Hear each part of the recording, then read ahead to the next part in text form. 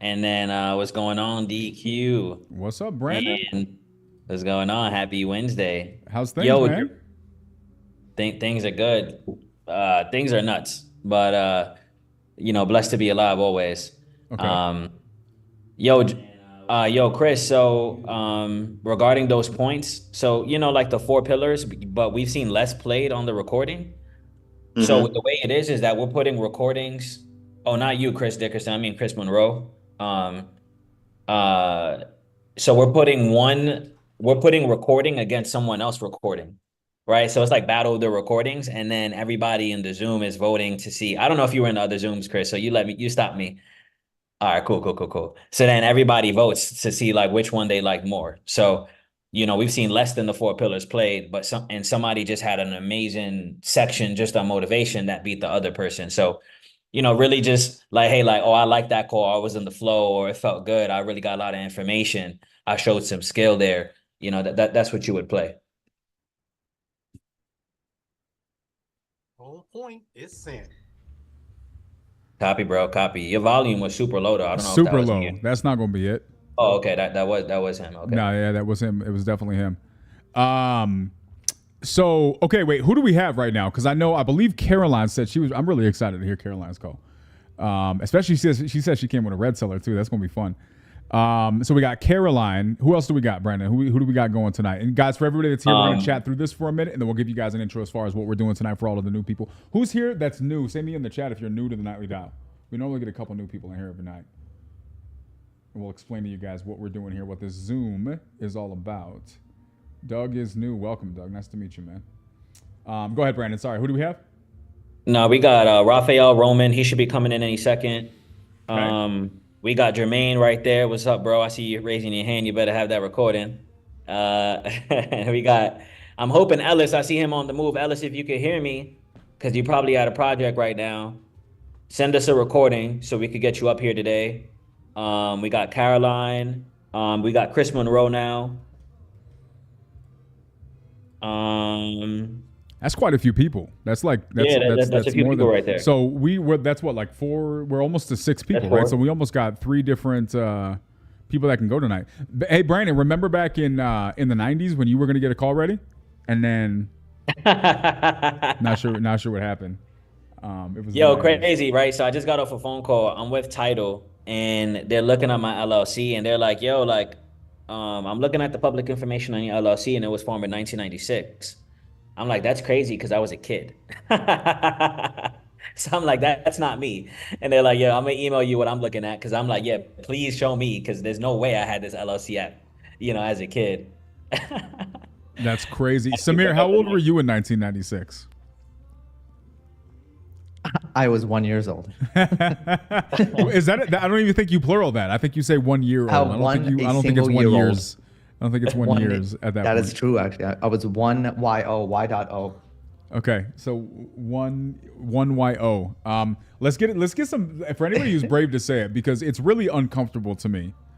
Sometimes I'm supportive and I'm proud of you guys, but it is a little bit uncomfortable at times to see how many toddlers are in sub two. So can you guys in the chat, if you can remember and do that math quickly? Anybody want to share how old they were in 1996, just to get a gauge for it? Did you see this? Brandon, you've definitely seen it. It's like this meme on Twitter and Andrew Instagram. I've was seen it everywhere. -3. What? -3. Where they're like, man, I wish I would have bought more houses back in '08 instead of being in elementary school. Oh yeah, I've seen that. I've seen that. That's crazy. Becky was an embryo. Congratulations. You made it. Ellis was 26. Look at Ellis. Let's go. Trevor was 27. Tim was 10. I was 14 in 1996. Chris was 16. All right, Chris. That's what I'm talking about. I like it. Edgar was -8. That's unfortunate. I'm sorry, Edward. What's it like being born in the 2000s? Like, that sounds weird to me. The two. Like, Stevie, imagine having access to cell phones your whole life. What's that like? I mean, I feel like there's something to be said. Now, everybody says this, right? So I'm going to sound silly and super old right now, but I don't care. So I just feel like there's something to be said about having to like go and find your friends outside. Like, where your friends at? I don't know. I'm gonna get on the bike and I'm gonna ride around in circles until I find them.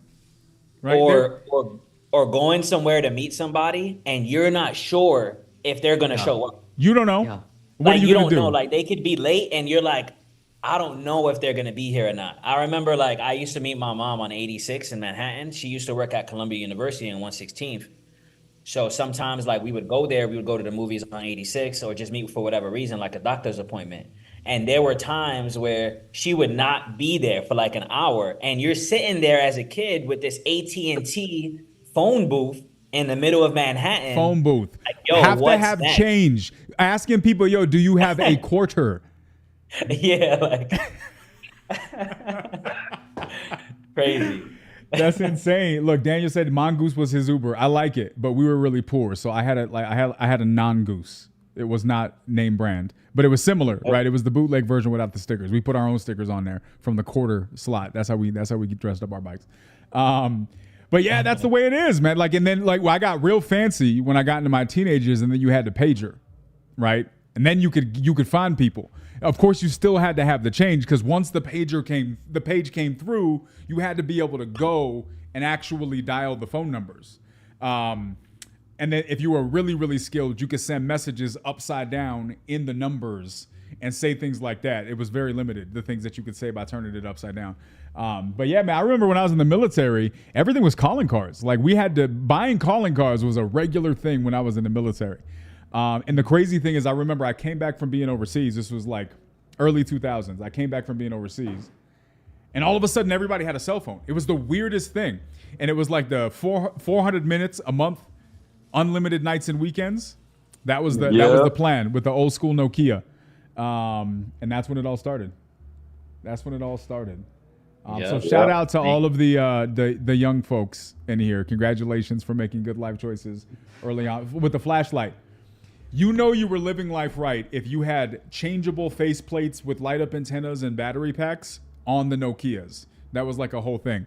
My glove box had all of the different vibes, so if we were going somewhere, I could set my phone up to match the vibe of the evening because that's what you did. Do I want a sparkly battery tonight or do I want it to be plain? That's right. So shout out to everybody who actually knows doing calling card fraud. Remember calling card fraud? That was a whole thing. One in the chat if you have no clue what a calling card is. I just want to hear it one time and then we'll change this. Chris, stop it. Chris, do you really not know what a calling card is, man? Never heard of it. Seriously? I only know what they are because my parents used to call overseas and you needed it for that. Yeah, that makes sense. Yeah, so same. That's crazy. $5 boss card. Boss. Oh, that boss card, yep. Yeah. That's crazy. Then WhatsApp Only came way out, you're going to hear changed from the game. grandma. Well, WhatsApp just shut it all down. Yeah. 100%. Yeah, I guess WhatsApp the is whole just like YouTube free video. international calling, right? You can just do whatever you want. Mm-hmm. Nothing. Yeah. Grandma got That's an a iPad. whole like 30 on 30 series, like how WhatsApp just shut down the whole cold calling game. Yeah. Yeah. They destroyed that whole industry. That's Oh, yeah. rough. Well, these are the things that we're in. But the cool thing is now you can make money from wherever you want. Now we can sit here and we can have almost 100 people on a Zoom all over the country doing different things. Some people are wearing pants. Some people aren't. I don't know. And we're going to learn how to do business together and make money together and get better at the things that we do. And I think that's kind of cool, right? So as much as there are some really, really fond memories about the old school way to do it, I think on a lot of fronts we're in a better place. And I think technology gives us some access. So how about you guys? How do you guys say we take this technology and we do some cool stuff with it tonight? Yeah, what do you think? You down, Brandon? For sure. Let's do it. I'm excited. Okay, so let's start by giving a quick breakdown to the Nightly Dial for the new people. Very, very long story short, Nightly Dial is a bonus Zoom that was created for you guys, for the community. What's it for? It's to help you guys get better at talking to sellers. You got the Daily Dial, you got all these opportunities to role play and to practice in the mornings. Pace wanted to level it up and give us the opportunity to call real sellers. That's where this is born. And for the last 2 years, I have had assistance from people like Brandon and Samir and other leaders in this community who have helped me run this thing and make it special. Guys, in the last 2 years, we have made thousands of phone calls to sellers, and we have worked with thousands upon thousands of brand new students, helping keep people get better at what we do on a daily basis. That's what we've been doing here. And so it's an amazing place for you to do exactly that if you want to get better. It's an amazing place to learn and listen to other people take the action and do the things. But it's also an amazing place to make new friends and meet new people. So many teams have been joined from here. So many deals have been done. So many businesses have been created in partnerships. So I really, really hope you guys, when you guys come to a Zoom like this, whether you've been here before, this is your first time, you guys take advantage of what's here. Because here's the reality, guys. Next year, everything changes, right? We don't know what's going to be happening with all of the Zooms that you guys love because the schedule's going to be changing. So what happens if you don't have a place every single night that you can come and make new friends? How are you going to make up for that? We don't know what's going to happen. So since we don't know what tomorrow holds, make the most out of today. Have the relationships that you need to have, generate them, create them, have conversations, and really just make the most out of every single Zoom. Because here's the reality. There might be somebody in this Zoom who has a crazy busy schedule. They're really, really, they run multiple businesses. They do X and Y. They just happen to get the email. They're in the car. They're stuck in traffic, and they're listening in here. And they may never come back to the Nightly Dial again. But that person could have $1 million in capital sitting there specifically for lending. And you might raise your hand and talk about a deal in a market that you're working in, or you might post that deal in the chat, and they might say, hey, I'm interested. Genuinely, the difference between you losing or getting that deal isn't that you posted it on Facebook or you brought it up to pace in the next family night. It's that today, in the Zoom you're in right this minute, you did your best to make the most out of that. And that might have been the only chance you had to get to them. Brandon, what were you going to say, bro? No, yo, that I was about to curse. That's so true. So I just got off a call yesterday with somebody from Sub 2. This guy just happened to see me. Well, two ways we connected. He seen me in the Zoom going over Morby method. I asked Pace a question because it was something that was like, I had to ask Pace a question, whatever, on Zoom. And then I commented on his post. And this guy here has access to like 8 figures liquid, like ridiculous. And you never know, but he's not active at all in the community. He owns laundromats, bars, restaurants, very, very wealthy and knowledgeable. Been doing like something like the Morby method since the early 2000s. But you never know who you're gonna connect with just by participating. Just like Chris Monroe, like I use him as an example before. I see him shaking his head. You don't know Chris Monroe. Chris Monroe is super active in St. Louis, super connected, buys a lot of deals, does a ton of business. But you don't know, like he just be chilling right there. He's right here on Zoom right now. But that's a good connect. Like that's somebody that's doing massive amounts of business.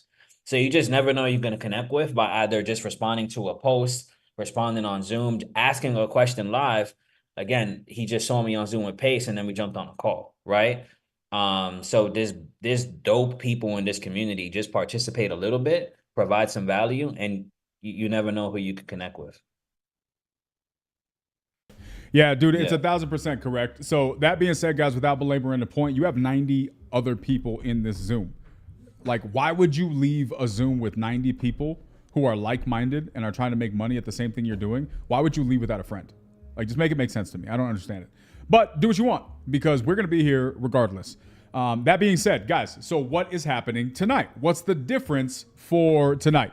Tonight is the Closers Octagon. Who does not know what a Closers Octagon is? Who doesn't know what an octagon is? Let's break this down to basic math.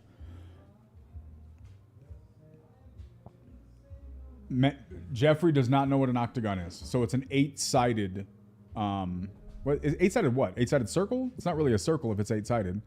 What do you say? 8-sided object? I guess your object would be 8-sided square. 8-sided square, but then it's not a square.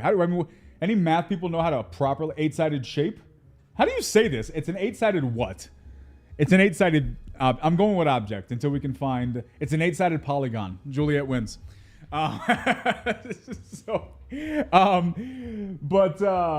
All right, do your thing, Brandon. We'll be back here in a minute. They did not have octagons in 1996. Those weren't invented until after Y2K. Shout out to anybody who remembers Y2K. All right, guys. So what's the Closers Octagon? So a lot of you guys know that for the last couple of years, I've done these competitions inside of Sub 2, and they were really just a fun way for us to challenge ourselves and get better. What I didn't realize is after the first one that we did, how much value people got from them, how much they enjoyed them, how much they learned and challenged themselves, and how good of a time it was. And so over the years, I've done a number of different competitions. And then, of course, after that, I ended up in the Closers Olympics. Munif was in the Closers Olympics, and we've been a part of those competitions. And then this last time, Closers Olympics asked me if I wanted to participate, and I told them I didn't want to. And one of the reasons why I didn't is because I was releasing my course, doing all the things, and because I wanted to do a competition of my own. I was like, Elijah, I don't want you to feel like I'm joining your competition to go and now create my own competition. I've been doing these for a long time, and I want to bring it back, and I want to do something special. Why did I want to do that? For a number of different reasons. One, because I've seen how positively it's impacted people, and Pace has consistently come to me and been like, dude, like, when are you going to do this thing big? You got to do this thing big, because I think the Sub 2 community can do something special. Because unfortunately, while we have had representation from the Sub 2 community inside these competitions, there's not enough. I believe there's a lot more strong people in this community. So that's why we're doing this the way we're doing this, right? So what we're doing is this. We are doing a huge, large-scale competition to find out who is the best at sales, communications, and closing deals in the real estate game, but we're doing it here. And the first iteration of this is going to be Sub 2 students who compete only, right? Now, everybody's going to be able to watch, but only you guys get to compete for this first particular round, right? And we'll have a couple of little surprises as far as that's concerned. So how does that work? Well, the way we're doing it is right now we're in round 1. In January comes round 2, which leads to the main event in February. So what's going on in round 1? For round 1, what we're doing is we're listening to your guys' live, real calls. You guys take a clip up to 7 minutes of any conversation that you've had with the seller. You bring it here, and we will randomly select somebody else who's in the competition. You guys will go head to head, and the crowd, the audience, the 100 people here will listen and vote for which call they thought was best. And then as a result, whoever wins advances forward, right?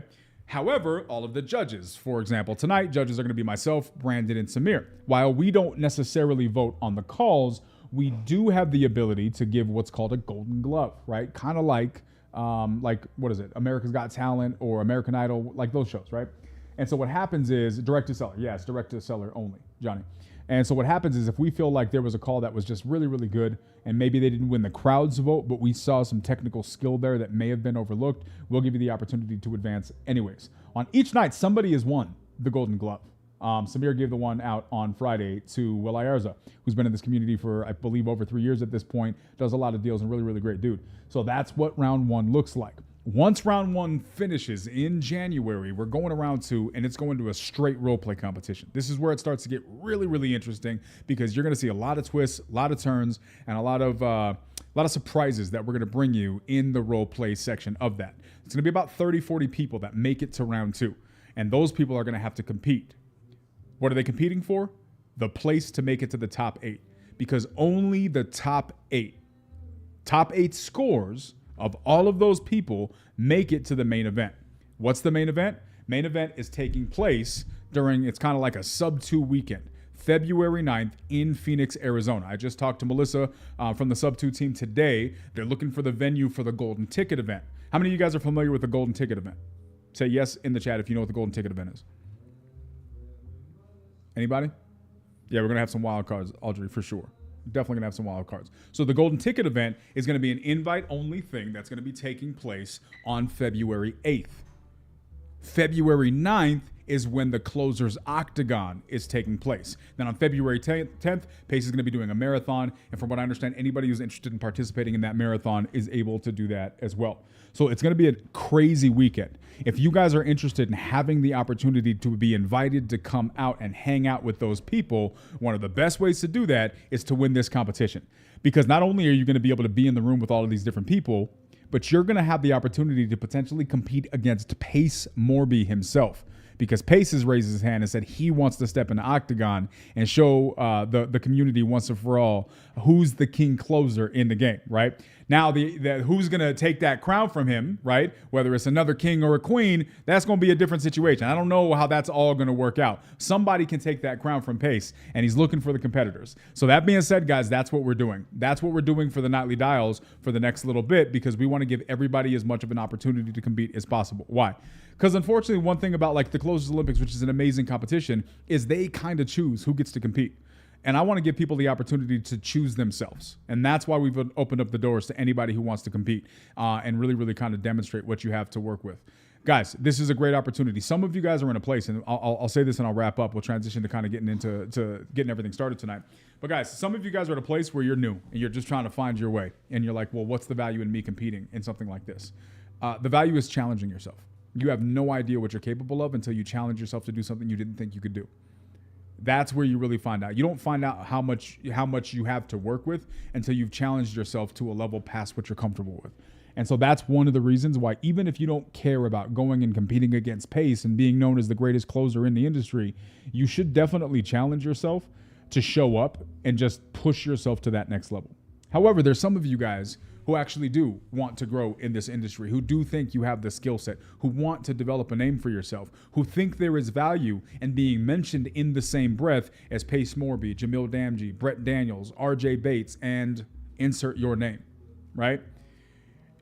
This competition gives you the opportunity to do exactly that, because I promise you this, you may have joined Sub 2 5 hours ago, but I can guarantee you, when you're on a stage competing next to Pace himself with however many people are watching this, everybody's going to know who you are. It's going to be an amazing place to not only just put your name out there, but if you're looking to do JV deals, if you want people to be willing to do business with you, bring you opportunities, lend you money, what better way than being in the same room with some of the biggest leaders in this industry? And so that for me is one of the things that's exciting, because whatever you guys want to do with your lives and your businesses is on you. You're entrepreneurs. But if you guys want to put, sometimes the most powerful thing you can do as a business owner is be in the room. We created this the way that we're doing it to give you the opportunity to get into the room, guys. And you guys are going to get yourself an all access pass to that room if you make it to the final 8. So that being said, that's what we're doing. That's what we're doing. That's what this is all about. And so I'm excited to see what happens next. So that being said, that's the Closers Octagon, guys. That's what you guys are going to be seeing here in the Nightly Dial. And we're streaming it on YouTube because Pace said we had the green light. He really wants us to kind of spotlight some of the leaders in the Sub 2 community as well. So with that being said, guys, I'm excited. So Jermaine, you're going to be going tonight. Brandon, are you done with your call? Are you still on your call? Brandon may still be on his call. He gave me a list. Let me see if I can pull up the list of who is going tonight. Let's see. Say me in the chat if you think you could make it to the final 8, given the opportunity. Chris Monroe. Chris, you got your call ready, man? Okay, Chris got his call ready. Raphael, I love that. Is it Ayelet? Am I saying that right? Mojave sent his. Yes, did. Okay, Ayelet. So did you register? No, not yet. I actually just got on this Zoom. So so you just learned about this? Yes. Okay. We've had a lot of people who registered to compete who went to the witness protection program when it came time to actually bring a phone call. Do you think you could provide a call that you've had with a seller demonstrating kind of, to submit for the competition?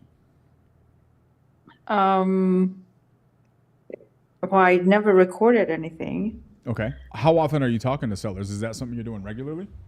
About 3 to 4 times a week. Okay. So how difficult do you think it would be for you to just get a recording together to just kind of demonstrate what you do when you're on a conversation with the seller? In a day or two. Okay. Do you want us to add you to the list? Yes, please. Okay, so here's what I'm going to do. I'm going right now. I had originally shut this out because we had so many people register. But the people who signed up aren't showing up.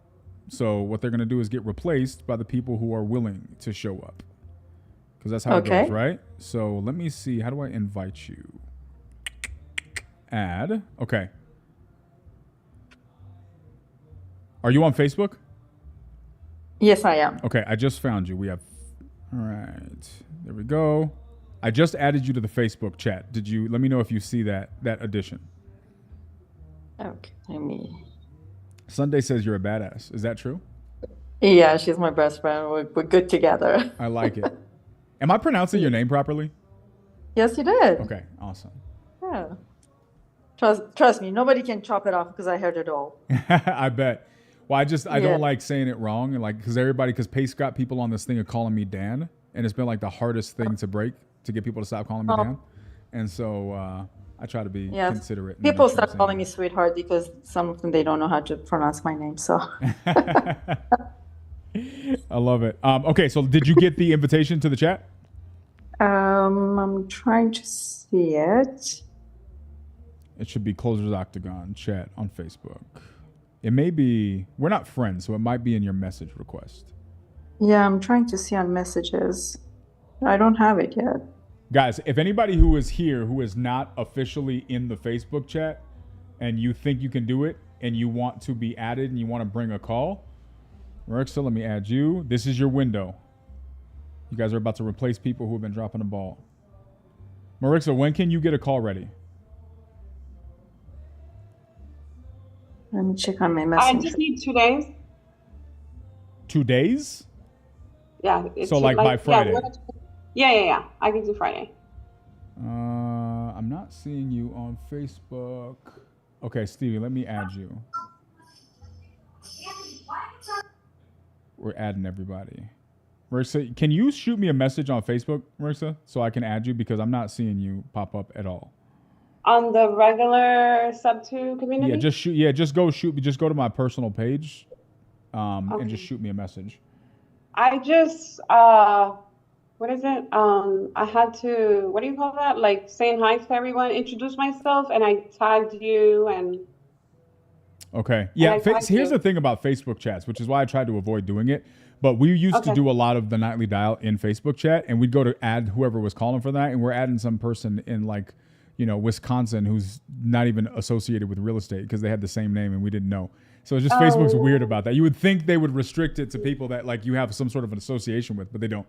Kyle, you gonna bring a call, man? So Kyle, when can you have a call ready by, brother? I definitely could have a call, but in 2 days, I could try by Friday. Okay. Like, how long do we need? Like, when does it stop for this round? It's going to be through December, right? But what I want to do is I'm giving these openings for people who want to kind of just jump in because there's going to be some people who signed up. We had over 100 people sign up. We had 130 people sign up for this thing. Okay. But I can't afford to wait around for those people to actually show up with a call recording, right? And so I can have a call Monday. Monday, I'll be ready to go for sure. Okay. I'll cut it up. I'm not the best at cutting it up. I might have one of Justin Tumnowski's, because I'm on his team. I might have one of his VAs cut it up for me. So I'll definitely go Monday for sure. So here's the thing. Like, I'm looking for you right now. I'm typing your name, and the first suggestion it gives me is Danielle. Danielle, like honestly, this, just so you guys can you guys see this? You guys can't really see this. No, I can't see I'm it. typing his name, and look what Facebook suggests. You guys see this? That's weird. Go up. It's the one with the baby face. That little Just girl. the baby face. That's it. I'm pretty sure. I need to see the picture of the kid because I think it's my daughter. Okay. On my Facebook. We have 18 mutual friends, so I'm just gonna add this person, and let me know if it's you, and if not, we're gonna remove them. This is where you being in the right place gets you an option. I haven't got anything. If anybody else wants to squeeze in here, let me know. Chris Monroe, I think we're friends, so. So did we become friends or not yet? I don't know. I just sent you a message. I said hi. Chris Monroe. See, yeah, Chris, like you're not popping up either. Samir, can you look and see if you can add any of these people as well? Maybe it's better on your computer or something like that. Hold on, let me take a look. Curtis, you got a call, man? DQ, I'm in. I got your message. Let's go. Perfect. Okay, so I added the right person. Yeah. Iolette's in here. Stevie's in here. Bear with us, everybody. Thank you, everybody, for being patient as we're adding people to the chat. The reason why I'm doing this is I just want to give the guys, the reason we're doing it first, so I could very easily select people. I got a bunch of people who've reached out to me and want to do this thing. I could very easily just select whoever I think is the best, and they could be a part of this competition. But the reason why I'm doing like this open tryouts is because I want to give anybody who genuinely wants to the opportunity. So if you're in sub 2 and you think you got what it takes, this is why I'm doing it this way. Is it Imran? DQ, is the rules in the chat? What's that? Are the rules like in everything? Just give us a chat? call that's direct to seller under 7 minutes. Perfect. Awesome. That's all you need. Dude. And then just let us know when you have it ready. And what we'll do is I will put you on the schedule for Monday out the gate if that's the day you're going to be ready. We can build out Monday's schedule. I'll be here Monday. You can put me on the schedule. Okay. Thanks, man. Appreciate it. No, dude. 100%. Appreciate you. So, Barb, do you have a call ready? I'm adding people if they can tell me when they have a call ready to go. Daniel, it's Maritza. Can you add me for Monday instead? I forgot. I have like a business engagement with a client on Friday. Okay. Give me one second. Did you check on Facebook? I said hi. Yeah, I just responded. Okay, perfect. Yeah. So let me but see if you if can put that me for works. Monday, I'll be ready. Okay, perfect. All right, guys. So Mojave sent his call to Brandon already. Mojave, where you at? Mojave, let me know if you're able to unmute. Hello. What's going on, man? Oh, there you are. Okay. Not much. So I'm going to start adding people. Then we're going to get the ball rolling, and we're going to start listening to the calls. Okay. So Monroe got a call, and he already sent it out. Let's see. Remove spotlight. We're going to get everybody going. So we got Jermaine. You sent a call over already, bro? Or you have one ready to send? Got one ready to send. Of course Jermaine does. See, there's no question. You say is Jermaine ready with the call recorded? And the answer is yes. Because Jermaine does, if you stay ready, you don't have to get ready. That's Jermaine in a nutshell. All right. Chris said he's ready. All right. Let me go through this. Curtis, can you send me a direct message? Imran as well. So both of you guys send me direct messages on Facebook. I will add you in the chat. Imran, my question to you and for you, Curtis, as well. Curtis, you said you have one ready today, like ready to go, less than 7 minutes, direct to seller? And then, of course, Kirsten. It looks like Kirsten as well. I'm going through the chat to make sure. Thomas Asbell. Hey, Tom, what's going on, man? Mr. Asbell.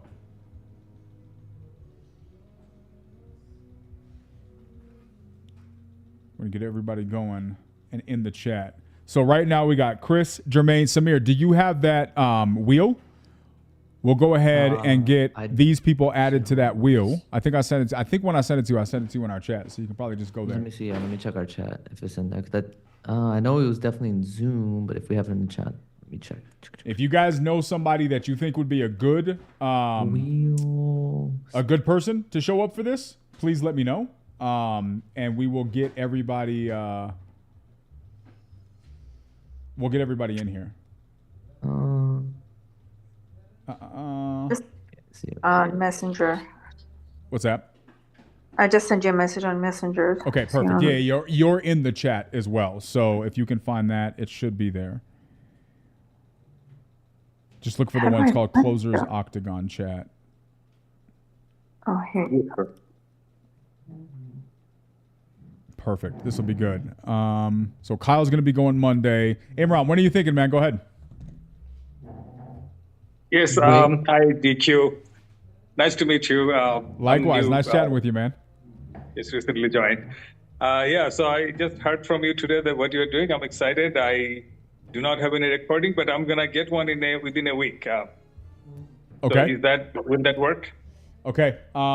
Within a week. That's a very, very vague timeline. Give me a day you're going to have it by. Should be by next Wednesday.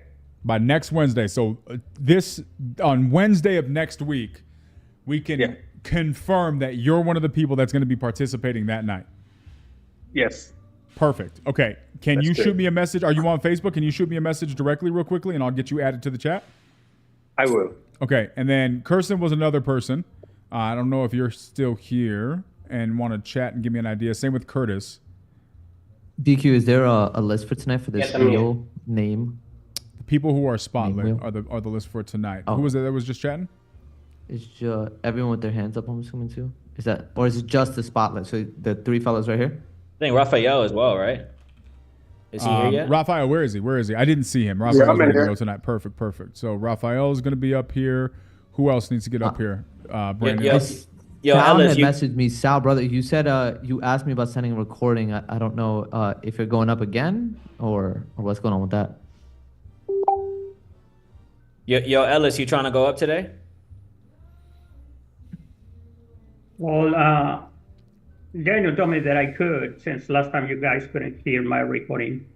Okay. Okay, Sal, if you want to get a second shot, we'll add you up here.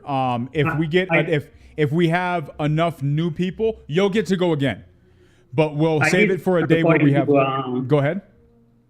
I did send my recording to Samir. Perfect. And what we'll do is we'll use your call for a day where we're missing a person. So if that's tonight, we'll do it tonight. If it's a different day, we'll do it a different day. But we'll definitely get you taken care of. I want to make sure you get a second shot since the first one didn't really sound too great.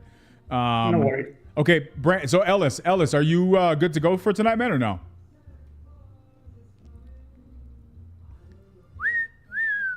I'm gonna call him on his phone. Okay, go ahead and do that. Caroline's also ready to go tonight, right? So we got Oh, 1, 2, 3, 4, 5, 6. We got 6 people right now.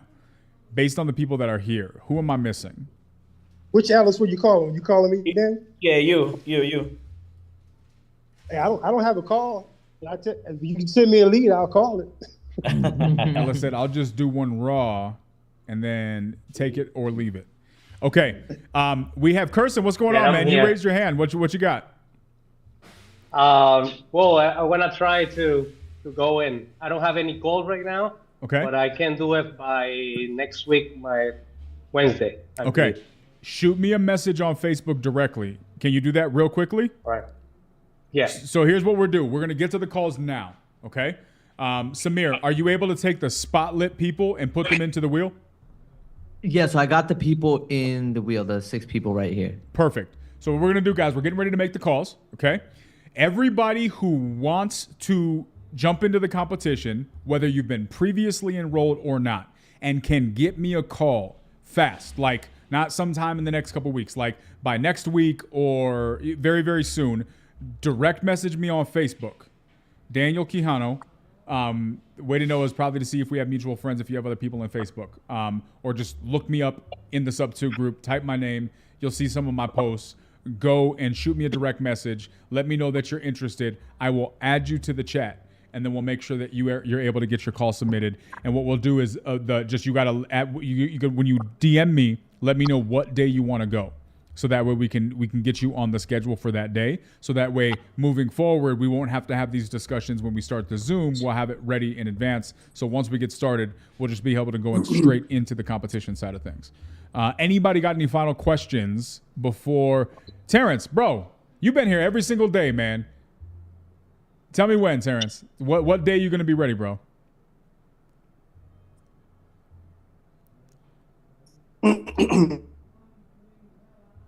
Monday. How about that? See, Terrence, that's why. Send me a message, man. I'm going to get you added to the thing. I did. Perfect. Okay. So we got Terrence in there. I love it. Oh, I see you in there. We're about to add you in there now. I'm excited. All right, guys. Before we get started with this, can we get some love to everybody in the chat who's in here with over 100 people, and they're out here putting themselves out, making themselves uncomfortable, and allowing themselves to be judged on their conversation skills by complete strangers. Can we get some love in the chat? Put like a 1 in the chat or just something to show some support. Mojave says sub 2. I like it. Hey, Angie, what's up? Angie's like whole team is crushing, by the way. Angie's coming in here and trying to dominate. Not surprised. I'm excited. Oh, what's going on? Okay. All right, guys. So this is how this is going to work. Samir, can you go ahead? Let me give you co-host. and walk everybody through what's about to happen. Okay, so guys, what we're going to do is all of this stuff is going to be randomized. What we're going to do is Samir's going to share his screen in a minute. We're going to do a random picker wheel. All of the people that you see spotlit, with the exception of myself, Brandon, and Samir, are competing tonight. That means they have a call ready. They have a call prepared. Just to clarify before we do this, Chris, where's your call? Where, bro? Emailed over to Brandon. So, Brandon, you have it. Can you get that to Samir, Brandon? Mojave sent you his as well. Mojave, where'd you send yours? Did you send it to his email? Yo, Chris, I didn't get yours, bro. I got Mojave's though. You got Mojave's. Also, guys, if we have the Facebook chat, you guys can also, if you have MP3s or if they're links, you could drop them in there. You could drop it in there the too, chat. into that Facebook Everyone's chat. in the chat. Yeah, it might be faster in the email because some of the calls I was getting, they were getting flagged as spam. So if you guys can drop it in the chat, that can also Jermaine, where's yours? Somebody send me an email real quick. Me? Yeah, I got you. Drop me your email, Brendan. Yours is recorded in Zoom, Jermaine. Is it already clipped to 7 minutes, or are we just gonna like listen to the first 7 minutes? Hey, Alex. It's already clipped for the first 7 minutes. Okay. Are you able to send that clip to Samir real quick? Do you think? Yeah, I can send it. Okay. Sal's gonna send it. Rafael, where'd you send yours, bro? Hey, I sent it to Samir. Perfect. Chris is in the chat, Samir. And Caroline, what about you? Chris is in the chat. Okay, hold on. Let me put I have it on my desktop. You have it on your I was desktop. just Okay. I was gonna play it. Is it pre-clipped? The call itself is very short. Okay. Okay. Perfect. I'll just let you share screen if you already have it ready. If you already have it on your desktop, everybody else will get it to Samir. Samir and Brandon will figure that out. Well, that way we'll have it. I got Raphael and I got Chris. He just dropped a link. So we got Raphael, we got Chris, Mojave. Brandon has Mojave's. Jermaine is about to send his over. Sal, where did you send yours? I think Sal said he sent it to me, but Sal, I do not have it. Okay, so we're going to get this taken care of. So here's what's about to happen, guys. Shout out to everybody on YouTube. Dominic, what's going on, man? We're doing a competition. Whole competition, full closers competition is happening. And we're in the middle of round one right now. Everybody that you see on the screen, with the exception of the top row, is competing tonight, right? What they're doing is they're showing that they have what it takes. This is going to work. In a couple of minutes, Samir's going to share his screen, okay? Wow, Sergio. Guys, just so you guys can see, this is the trash that's getting talked. Look. Worst, he said that Mats is the worst closer in the West. Mats was one of the first people to go. He got a Golden Glove. He did not win his round, but he got advanced anyways. And Sergio's coming for his neck. But shout out to Sergio. I finally found out that you're a real human, which I didn't believe for the longest time. So kudos to you for that. So here's what's happening, guys. This is what's about to happen. Samir's going to share a screen. We're going to do a random picker wheel. First two people that get selected are facing off. What's going to happen? We're going to listen to their call recordings. Person one's going to go, then the next person's going to go. What's going to happen next? You guys that are here are going to decide who wins. I don't decide who wins. Brandon and Samir don't decide who wins. The people decide who wins. While we're listening to the calls, I'm going to get a poll ready. Once that one call's done, you guys are going to take your notes. You got to take notes while you're listening, because it's going to be easy to forget what you listened to in the first point and then, remember it through the next call. So you're going to take notes, remember what you liked, what you didn't like. At the end of both calls, the poll is going to go live. You guys are going to decide who advances to round two. Does that make sense to everybody? Right? So if you guys are here in the Zoom, you're getting to participate, right? We got 104 people here. You guys are deciding who advances. My only request to you guys is that you guys are just fair. Make sure you've listened to both calls if you're going to vote, and do your best to remember what you liked and disliked on each call before you guys submit your votes. So that being said, that's what we're doing here, guys. It's going to be really, really fun. So Michael in YouTube, this is a sub 2 Zoom. Pace is giving me permission to share this Zoom on YouTube because he wants really for people who aren't in the community to kind of see some of the cool things that we do within this community. Plus this competition, once we make it to the live event in Arizona, we're going to be live streaming it. People who are outside of sub 2 are going to be able to buy tickets for it. It's going to be a really, really cool event. We want to make it special. So that being said, Samir, let's go ahead and get that wheel up and let's see who's going first. Wow, I got you. Okay. And if you guys know any of the people that are going tonight, I mean, feel free. Can we get some votes in the chat? Who thinks they know who's going to win through tonight? Uh-oh, here we go. Let's go.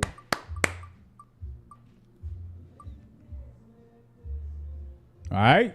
Let's go. Big Chris. All right, Chris is up first tonight. And who is Chris facing off against?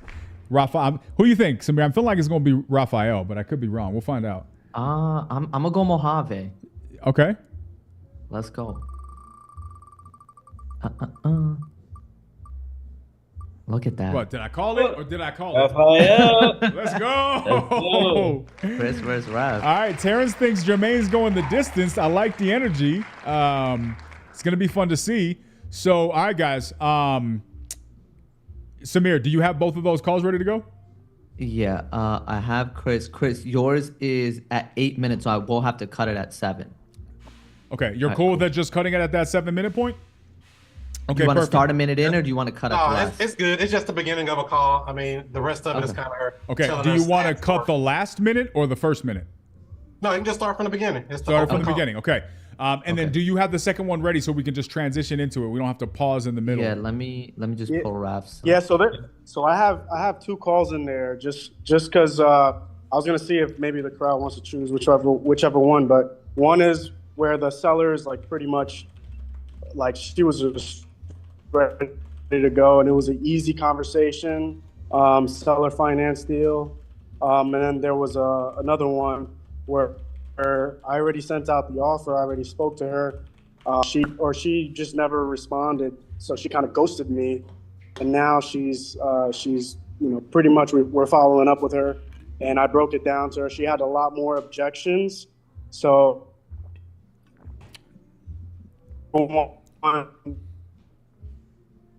that one's just more of the Love it. Okay.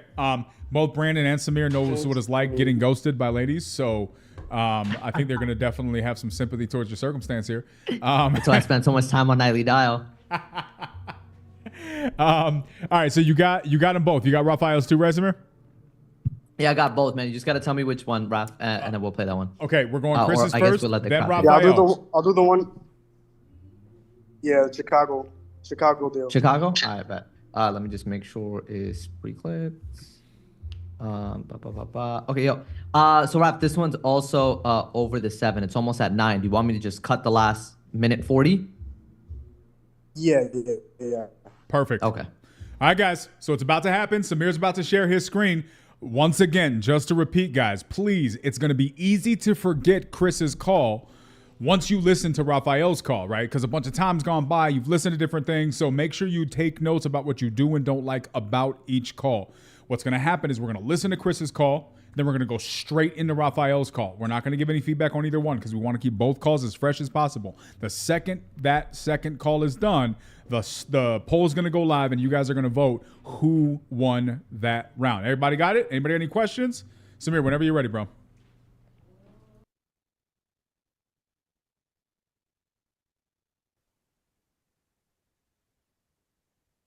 Hello. Hi, Megan. Yeah. This is Chris. You were in contact with my partner in regards to your house on Matilda. How are you? Oh yes, I'm good. Good. Did you have a couple of moments? Yeah. Yeah, I was just trying to get with you. We were just trying to figure out how we can help you get this property sold. We would like to buy it and just try to make sure we have everything.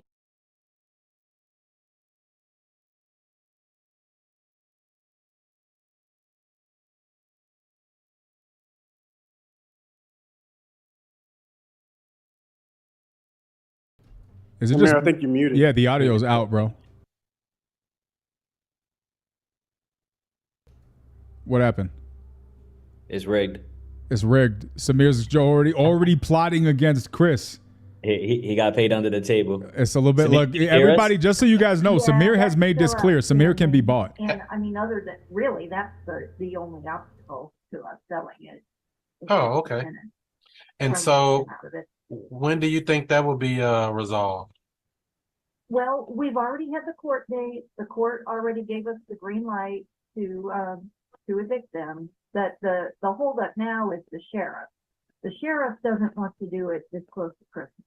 Oh, yeah, they do that. I know. He doesn't want to look like a Scrooge evicting somebody this close to Christmas. So we have to wait until my lawyer said January 2nd. Yeah. Like, you've got to be kidding.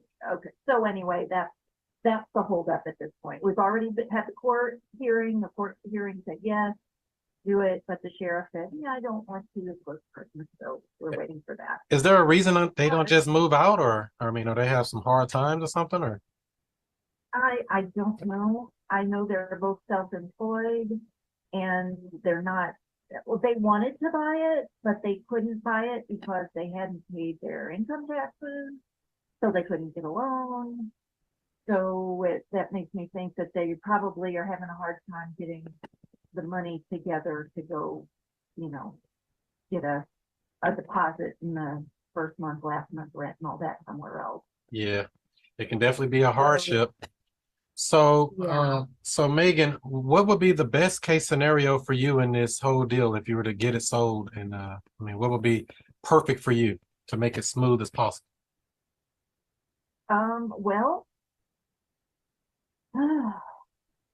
you mean putting the tenant issue aside?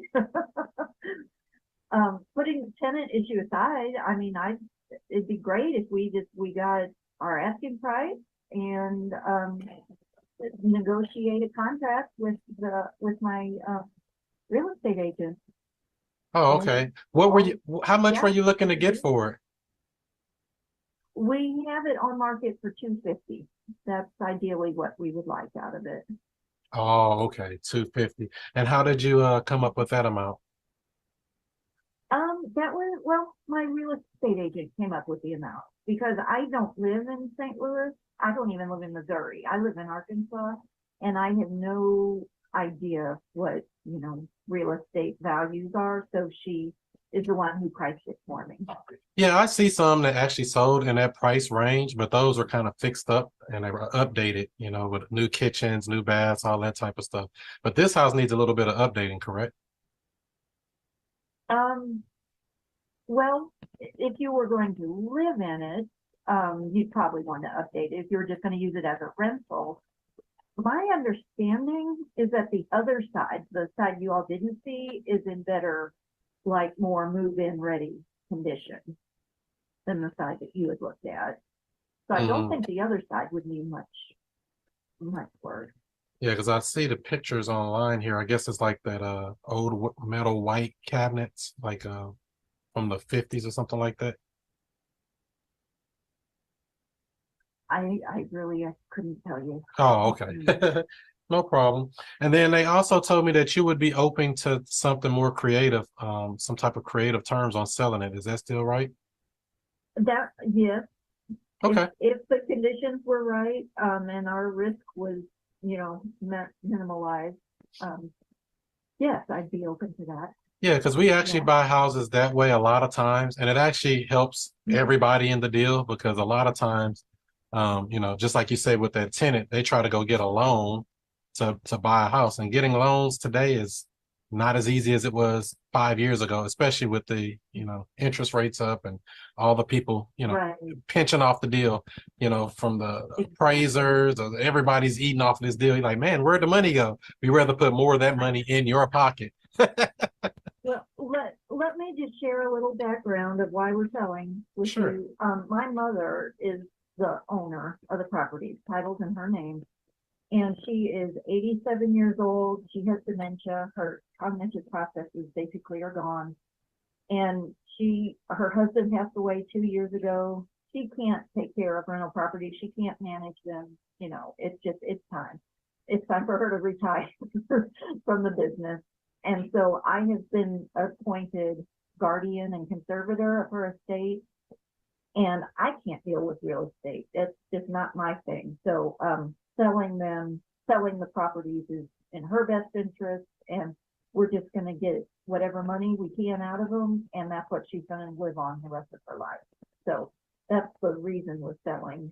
Oh, okay. And see, I'm really detached from all of her properties and all that, so I can't really answer your question very well on it. That's not a problem. Yeah, and so, but and so if we were able to structure something like more creatively, come up, you know, right near your asking price or right at your asking price, I mean, would that really help you guys out if we just bought it as is and and made it a pretty simple sale for you? It would. That would be great.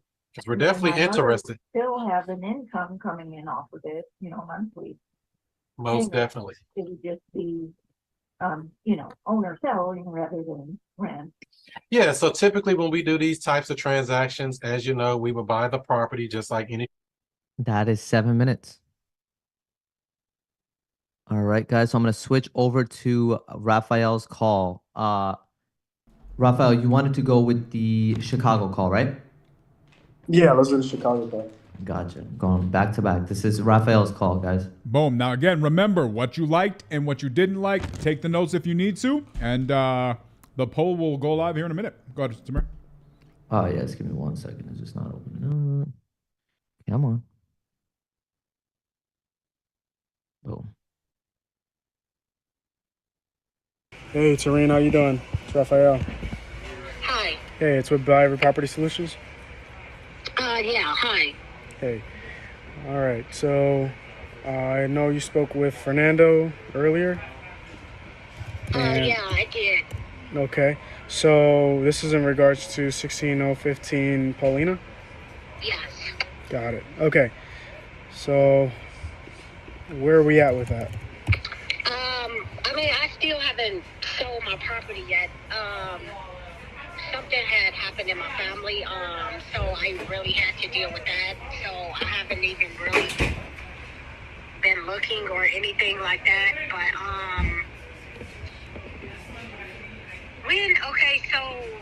when do you guys need to know for a fact? Because I know it's been a while since you sent over the offer letter. Mm-hmm. So I will have to let you know by. Well, I mean, it's already been almost like two weeks since we sent the offer. Usually we only give 48 hours, 24 to 48 hours to accept the offer, and then that offer is subject to change.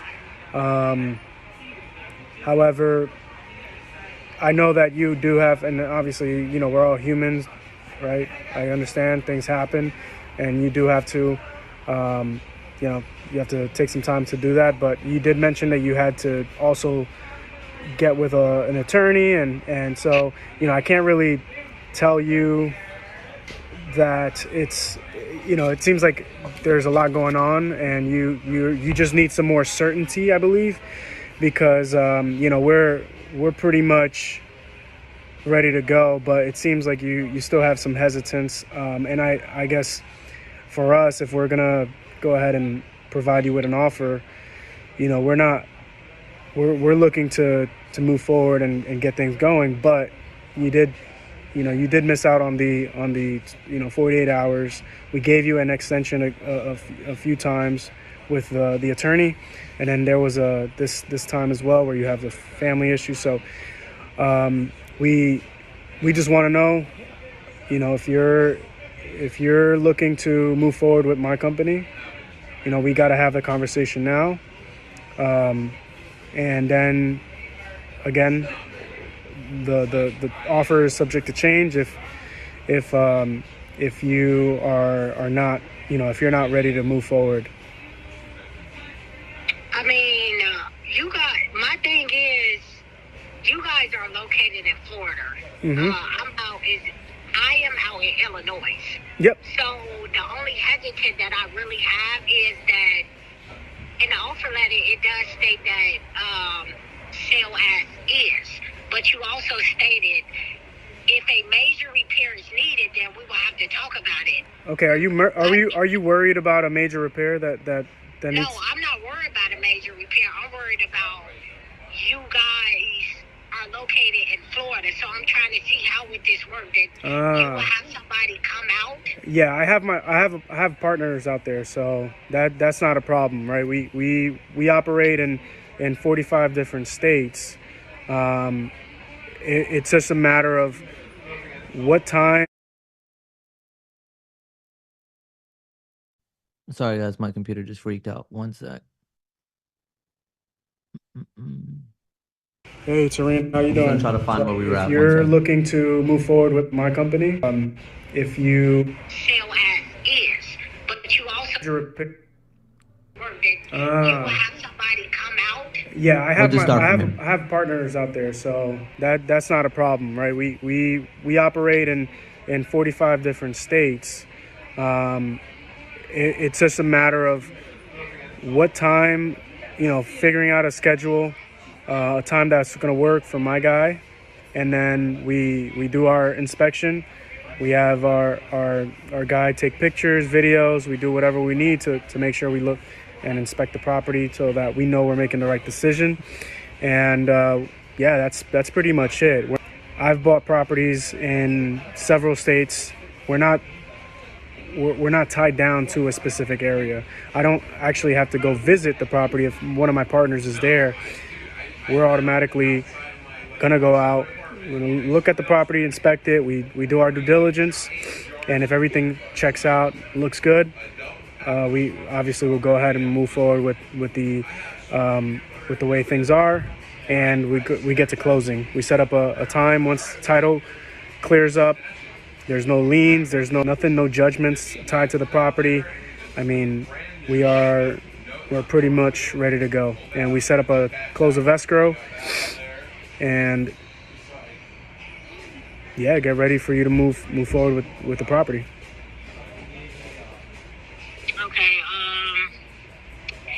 all right, so what?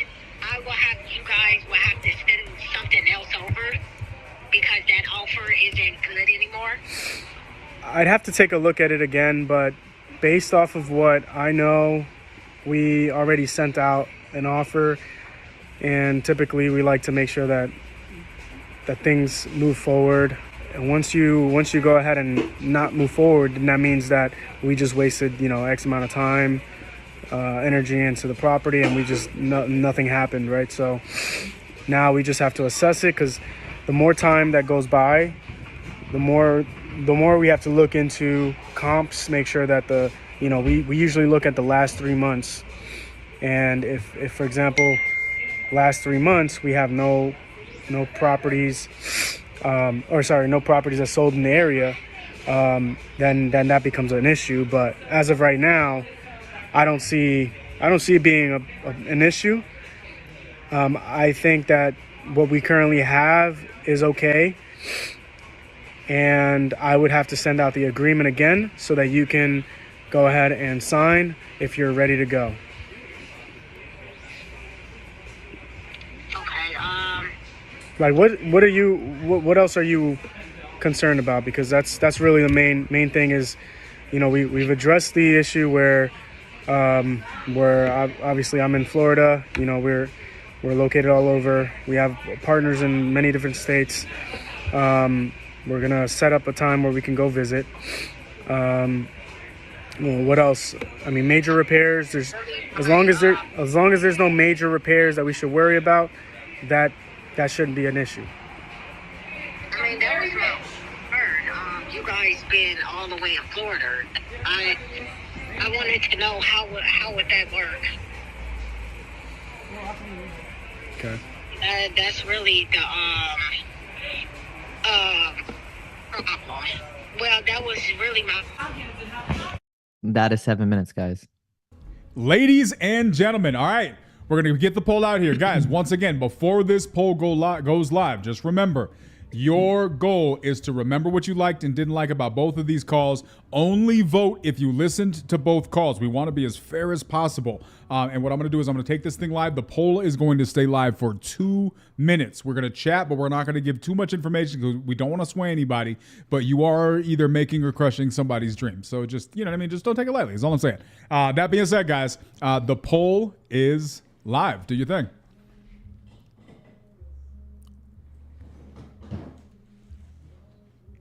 It's going to be interesting to see how this goes. I have some thoughts on this call that I'm really, really interested to share. But in the meantime, while it's going, Brandon, Samir, you guys got anything you want to share just kind of as a generalization about this call? Also, if you're watching on YouTube, I'm interested. Feel free to throw your vote in the comments if you heard both of those calls. Go ahead, Samir. I'll keep it vague, but I like both calls for different reasons, different styles, different ways of talking is how I'll put it. Okay. But they're both solid calls, and I'm going to leave it at that. Okay. Brandon, what about you, man? Yeah, no, definitely solid calls from both. It's tough because I mess with both these guys. So I decided to step away from this one, but it was good to hear both of them for sure. Very You know what nice. I think would be both? What I think would be dope would be if we did like a buffer like intro for each caller. Okay. Like right, like be good, like so people could get a good understanding of who each person is, right? Like I'd be like, yo, Rafael, Rafael, Florida, calling PPC League. Everybody gets a walkout song. Brandon, what would Yeah, your like a walkout little song be? intro. What would your Chris? If you had to redo a walkout song, what's your walkout song? Oh. Now that's a good one. Probably something about Amigos. I don't know. Something like that. Brandon, what's your walkout song, bro? Samir's is definitely "I'm Too Sexy" for anything. That's definitely his song. I got public service announcement, Jay-Z, or maybe like an Eminem song. Interesting. Okay. Yeah. I would not have expected an Eminem song, Brandon. I Maybe appreciate Until I Collapse. Yeah, I can see that. All right, we got 2 seconds, and there it is. The results are in, ladies and gentlemen, and by a pretty decent margin, Chris actually took that call. Shout out in the chat if you guys agree. We got some comments on YouTube that also voted for Chris. If anybody disagrees, feel free to throw that out there. Let's chat first real quickly, fellas. What we're going to do, guys, is we're going to chat, and then we'll go to you guys as the competitors and get your guys' feedback on this. Brandon, you obviously both of these guys are your dudes. You mess with both of them, but obviously it looks like Chris definitely got the win in this one. What are your thoughts? Well deserved. Well deserved win. I think both of these guys did really good. Chris, you were super smooth on the call. Yeah, super smooth on the call. Good job, Chris. I'm excited to see you guys see you move forward. I'm just trying to keep it neutral. Yeah, shout out to Brandon for saying a lot and saying nothing at all. So that being said, Samir, we're gonna take a deep. What's your feedback, Samir? Man, this is interesting. I would say, put it this way. Am I surprised Chris won? No. And that is the reason that comes down to like the difference in the calls, which is, Chris, your tonality sounded much better on the call. The way you talk to that seller, like the way you communicate, sounds really good. And I mean, outside of the fact that they were motivated, and I think it was a naturally easy flowing conversation, at least where it was in that call. You didn't really have to butt heads with them on a lot of things. I still think you did a really good job of asking questions where you needed to, being quiet where you needed to, but it's just the way you talk, it's very natural. You have a really good conversational style. It doesn't seem salesy, and it sounds really, really good.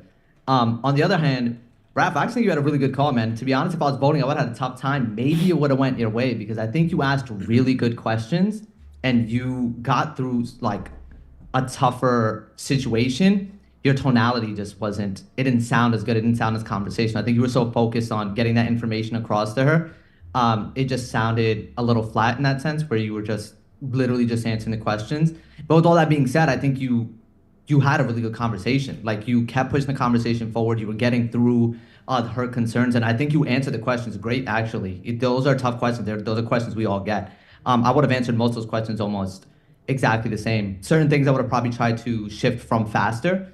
For example, the major repair thing, for example, like one way I'll answer that question is I'll let them know, like, hey, look, if everything is as you said it is, then we shouldn't have a concern. And you did kind of almost address that, where you asked her, hey, so is there a major repair? Is that why you keep going back to it? So again, I think the questions, the way you answered them was great, but I think Chris got it on the tonality. But I think it was really close. Honestly, I would have had a tough time picking between the two. Yeah, I actually love this call, right? For a lot of different reasons, this matchup. I think it was probably the evenest matchup we've had up to this point, because this for me was neck and neck as far as just I guess where they're at from a levels in the game type thing, for lack of a better way to put that. But this comes down to a difference in approach, right? So a lot of you guys know I'm big on coaching in the sales world, and I think that these details really, really make a difference. What I heard in this conversation was a call process. So this is less of a skill set taking over, but more of which process was stronger. Rafael, it sounds like he uses what I call the call center, right? And it's more of the breakdown of, here's my upfront contract, here's what you're going to expect, I'm going to be submitting an offer, you have 48 hours to accept this offer. It's a very scripted call process. a lot of strengths to it, but it also has its drawbacks, because what happens is when you put out this fictitious 48-hour deadline, the idea is that it creates urgency. But what happens when that urgency doesn't work? You have to continue to discredit yourself by giving an extension, because you're not going to lose a deal because you think they're on the line, but you're continuing to give an extension. Well, then what's the point of the, and so what happens is, in order to make it sound like there is something real creating this 48-hour urgency, you have to start talking to the person almost like you're talking down to them. And that was the energy that I picked up a lot more from Rafael. I don't believe that that's Rafael's personality type, but I do feel like he was kind of scolding the seller. Yvonne said the same thing. She's like, man, it just feels like he's getting told off by a customer service agent, right? Because he kept kind of talking at her instead of working with her, whereas Chris's energy was much more working with her. Now, that could be a default to just Rafael's overall way of communication, but it also could be a default to the fact that he had to have a certain energy to justify, I have to sound disappointed about your constant need for extensions. And this, for me, guys, in a nutshell, when you hear people talk about the difference in styles, approaches, and sales processes, this is where the details start changing how a sales process impacts your sales in calls like this. Because I don't know if these two gentlemen could have been even more evenly matched up. I think it was less the call, but more the process that gave this win to Chris. That's my opinion on it. But that being said, Rafael, what are your thoughts on that, man? Obviously, you didn't take it this time. Give me your feedback. No, that's all valid points, and it's kind of funny because I kind of wanted to go with the first call that I had, because it's very, like, you'll hear this is a completely different personality. Like, for me, the other call that I have, it's like I'm just going and flowing with the call, and my tone is so low that I'm just matching the other seller. With this call right here, I felt like I already had the first call with her. So I already provided the offer to her and she ghosted me. So now that she is coming back and trying to get us to move forward, I just kind of changed the tonality a little bit more to be a little bit more assertive, because, it sounded like she just wanted more time. And I had to create, well, for me, I felt like that was my way of creating a little bit more urgency. But yeah, and then the other call that I had was very, like, smooth. So it could have gone either way. I think it's pretty cool to hear Chris's call, and yeah, I mean, it all fair. It was all fair. Love that. No, I appreciate that. Go ahead. But I got her to sign. So, boom. But the deal got done. At the end of the day, the deal got done. No, they were both great calls, and I appreciate that feedback. Chris, what about for you, man? What are your thoughts on everything? I think it was good. I think overall, on Raphael's call, I liked it because, like you said, it was kind of different. But he had to put her in a box because, eventually they got to come to the table and do something. On my call, I liked it just simply because the lady, I try to keep her where I wanted her to be. I wanted to ask her the right questions so I could find out all of her pain points. So when I close her, I'm closing her specifically on the things that she told me, not on the things that I think she wants to hear. I want to give her exactly the food she wants to eat. Yeah. I love that. Well, good stuff, guys. This is what it comes down to, right? When you're dealing with this phase of the competition, it really, really does come down to which call you picked, the tiny details, the cut that you make in the call. But I appreciate both of you guys for coming out here. Rafael, really, really great seeing you show up, man. It was a really good call overall. That being said, we're going to transition into it. Guys, know that at any point tonight, any of the coaches have the opportunity to use a golden glove if they felt like a call was strong enough that it was worth pushing through.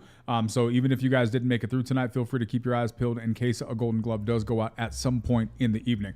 But that being said, who's ready for the next set? Who's ready for the next callers? We ready? Let's go. Let's do it. All right, Samir, go ahead and hit that share again.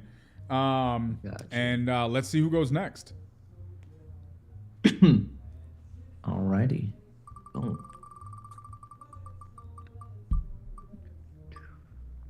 Let's go. I was just thinking about Caroline too. All right. Okay. So we got Caroline, and we got.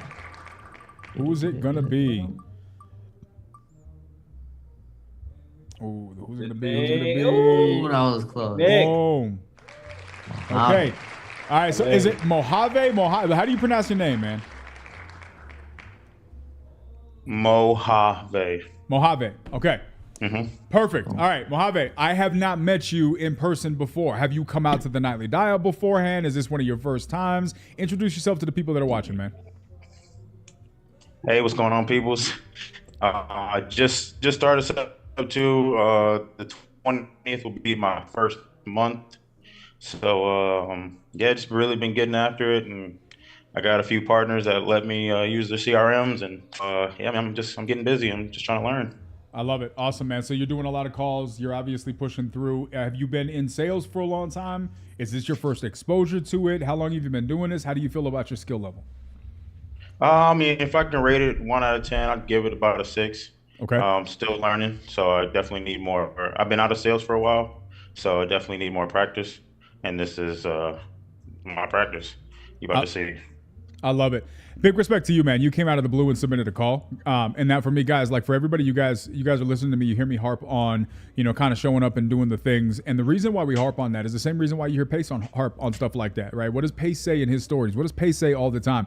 The difference between him and everybody else isn't how smooth they are, isn't how skilled they are. It's not any of that stuff. It's how consistent they are. It's who's willing to just show up and do the things. And Pace shows up most people, right? There are so many people who have said they wanted to compete in this thing, but then they never show up.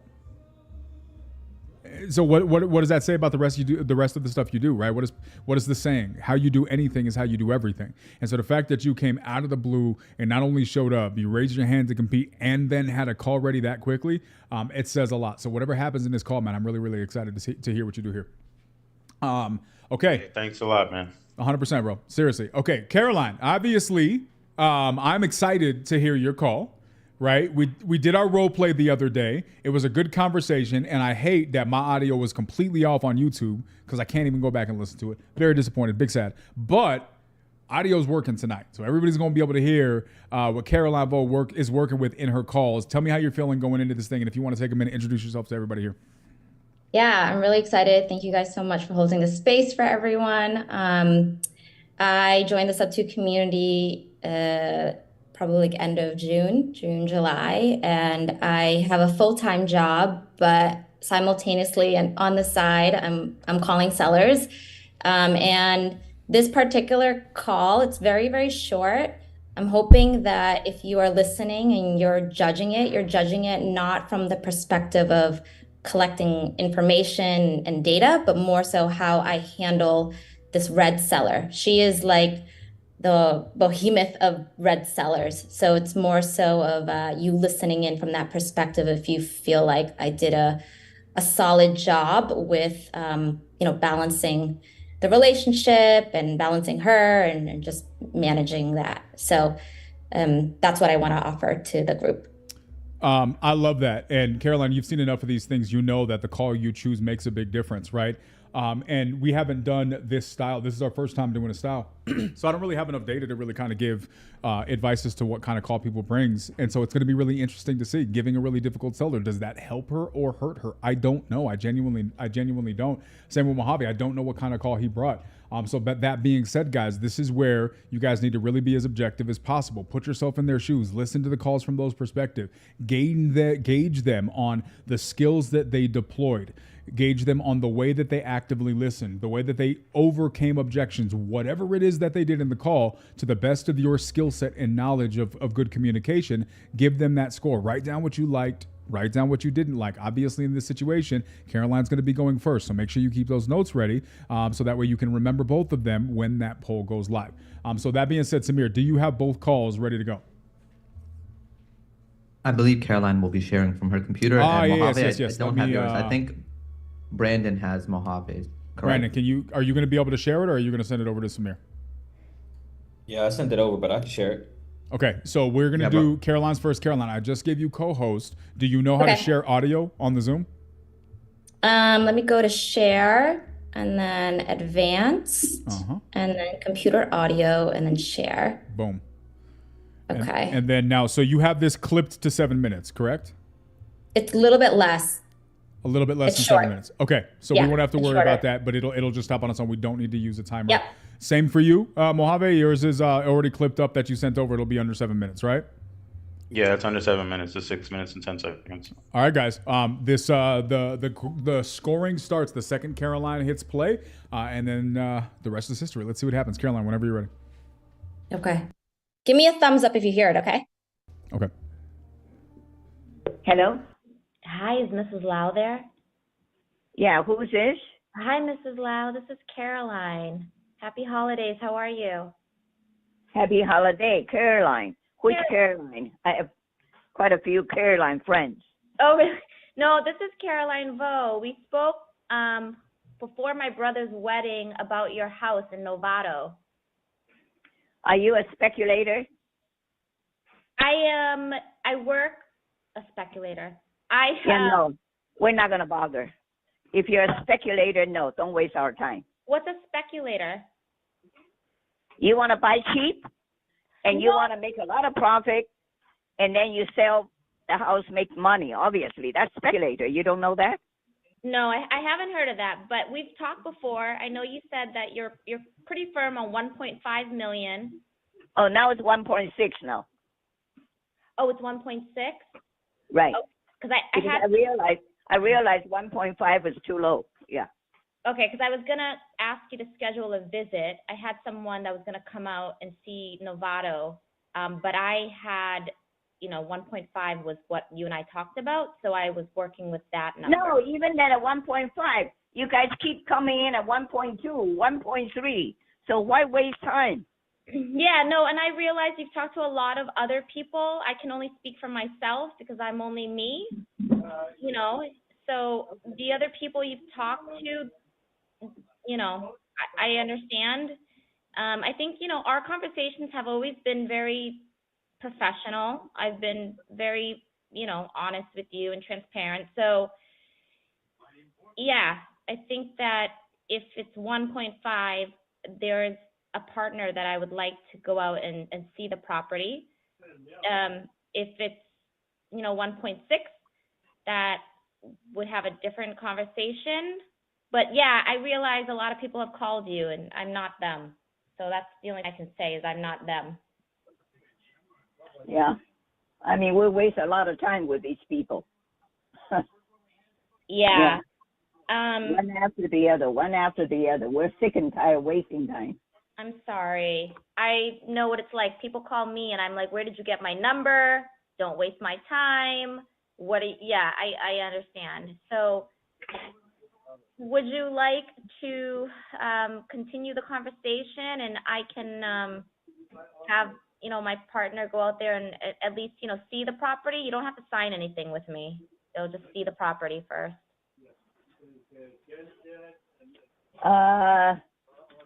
Okay, that will have to be either Friday or Saturday. Yeah. Friday or Saturday. Okay. What time? I tell you what. I'm going to write down your name and phone number. So let's call back. Either you call me or I'll call you to really confirm. Okay. Should I, because I know everyone's busy, but should I let him know? His name is Kevin. He's extremely professional. He'll go out there and just see the property. Should I let him know maybe Friday or Saturday? I think that if I tell him that, he's going to ask me what time, Caroline. So should I wait until I talk to you, or should I go ahead and let him know? No, Mrs. Lau, is Why don't we do this? Okay. Yeah. Call me tomorrow. Okay. I'm expecting a phone call right now. Very important. I need to pick up the line. It's raining now. Yes. Yes. What is your 925, right? 925-744-78. Okay. All right. I'll call you back. Okay. Okay. Bye. Thank you, Mrs. Lau. Bye. Okay. Fantastic. All right. I have a lot to say about that call. We're going to hold off. Brandon, are you going to share Mojave's? Yeah. Can you make me co-host? Yeah. You're already our co-host, Brandon. I am. Okay. Yeah. Hey, don't yell at me. Okay. Brandon's favorite question is, can you make me co-host? For no reason whatsoever. All right, so you're going to have to obviously share your audio. You know how to do that because you always come with the vibes. Guys, We just listened to Caroline's call. Hers was a little bit shorter. Mojave's coming next. Make sure you remember what you liked, you didn't like, and the poll will go live once we finish. Go ahead, Brandon, whenever you're ready, man. Got you. All right. So this is Mojave again.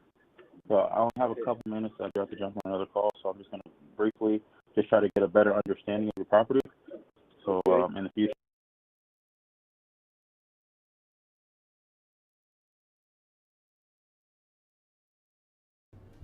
We lost audio for a second, man. I'm not sure if it's playing on your side. Yeah, I don't know either. 1 second.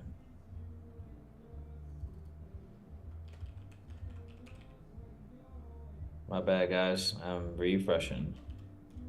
Let me download it. Shout out to Brandon for messing up the flow with his poor technical skills. Appreciate you keeping the vibe on track. My bad. My bad. Hello. All right. So this is Mojave again.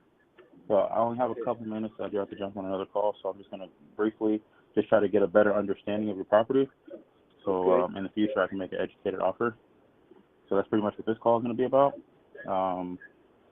So the condition of your home, if you can give it a letter grade, F being it needs a extensive remodel, A being it's in really good condition, you remodeled it in the past 3 to 5 years, what letter grade would you give your home? Extensive remodel. Everything needs to be done. Everything has been redone? Everything has to be done. It's not, it's been sitting there for a while. It's been, it needs, everything needs to be done. That's yeah. Now, would that be like a letter grade F? Would that be more so like a D? S, whatever. Yeah, F, yeah. Okay. What needs to be done, just briefly? Everything. All the walls, plumbing, heating, everything. No one. I bought that a street there. Okay, I don't know if you know what I have there. I have 3 lots together with the house. It's pretty much looking to sell as a package. With the lots included? Yeah, 12.4 acres, right. So I had deals on it, but I just had one deal that just fell through. What I'm looking for the complete package, the 12.4 acres and the house, 625,000, 625. A little negotiable, yeah. And then, what was that number you threw out? 625. 65. Yeah, 12.4 acres with the house. You need to spend about 40, 50 grand on the house, and you'll probably get back 275, 300 just for the house alone. Okay. All right. And can you confirm the bedroom count and square footage? I tried to look up your house, but all the pictures are gone off Zillow and all that stuff. 3-bedroom, 1.5 bath, around 1,500 square foot. What did you say about the square foot? About 1,500. Okay. All right. And are you renting it? Is anybody living in the property? Nobody lives. It's not livable right now. It's not livable. For a long time. Yeah. Okay. All right. And then what problems did the last people that tried to buy the house come across? The reason why the deal fell through? Well, the guy got a heart attack. Can I tell you? One more time? The guy got a heart attack. And then I also had a church that was paying me a lot of money for the property. They wanted to build a church. I went into the town to see if they get it zoned commercial. That was okay. But after they do what they were supposed to do, they need another 3, 4, 5 acres more. That was a little too small for them. So that after they tied it up for a while, I didn't mind it because it's okay. Right. Then So now it's back in the market. Got you. And is this the only home you're selling in your portfolio? Right now, yeah. Okay. Now, all right. Let's see. Now, as far as like the time frame, we can close as quickly or as slow as you'd like. With that being said, are you trying to expedite this and pretty much get this off your hands quickly?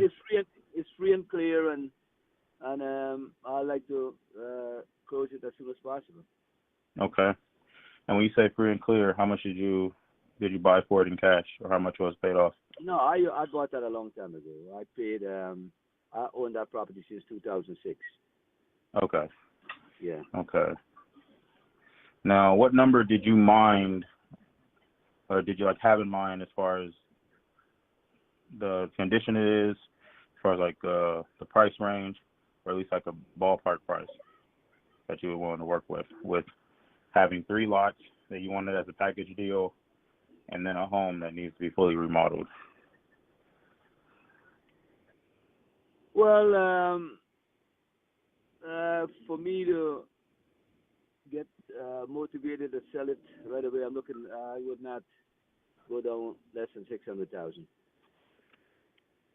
You said 600,000 to 700,000. No, 600. Okay. Okay. Give me 1 second here.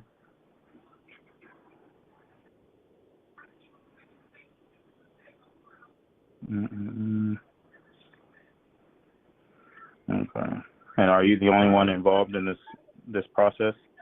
Are there any other parties involved in this decision making? I'm the only one. Okay.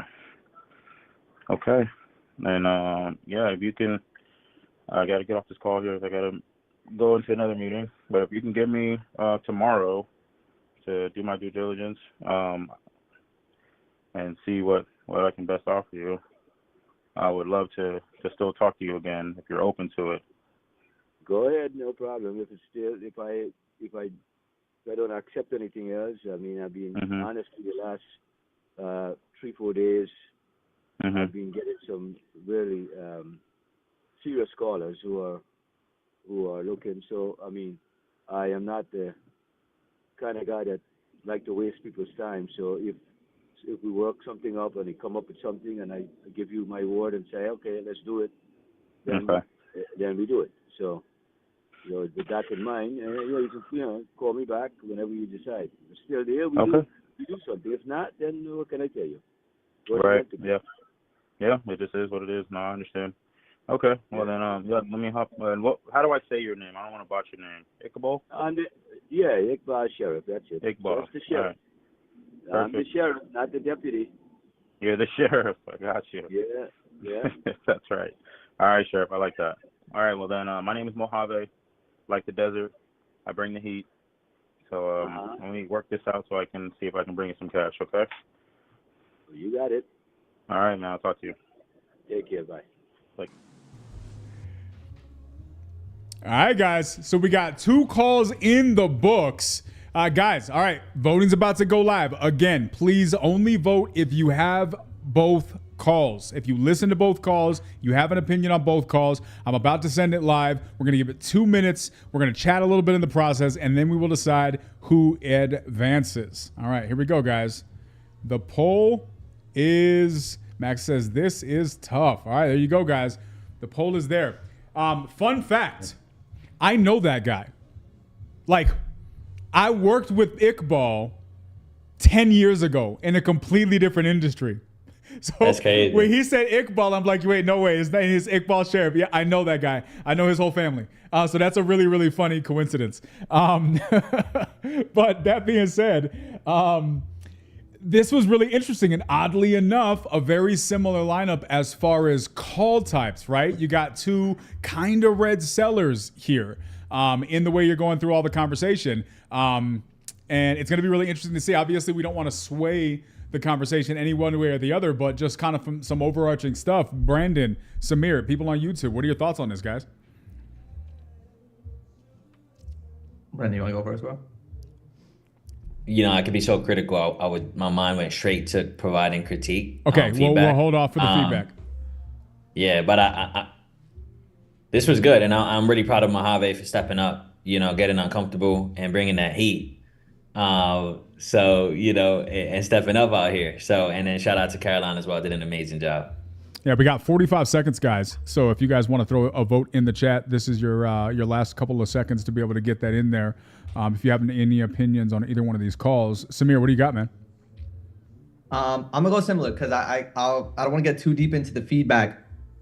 I'm noticing a pattern for myself for a particular type of call that has given me intrigue as the competition goes on. But Great job at both you, Mojave. Way to step up. Caroline, I know you already did the role play. Way to step up and do the call again. So, yeah, I like both calls, both interesting.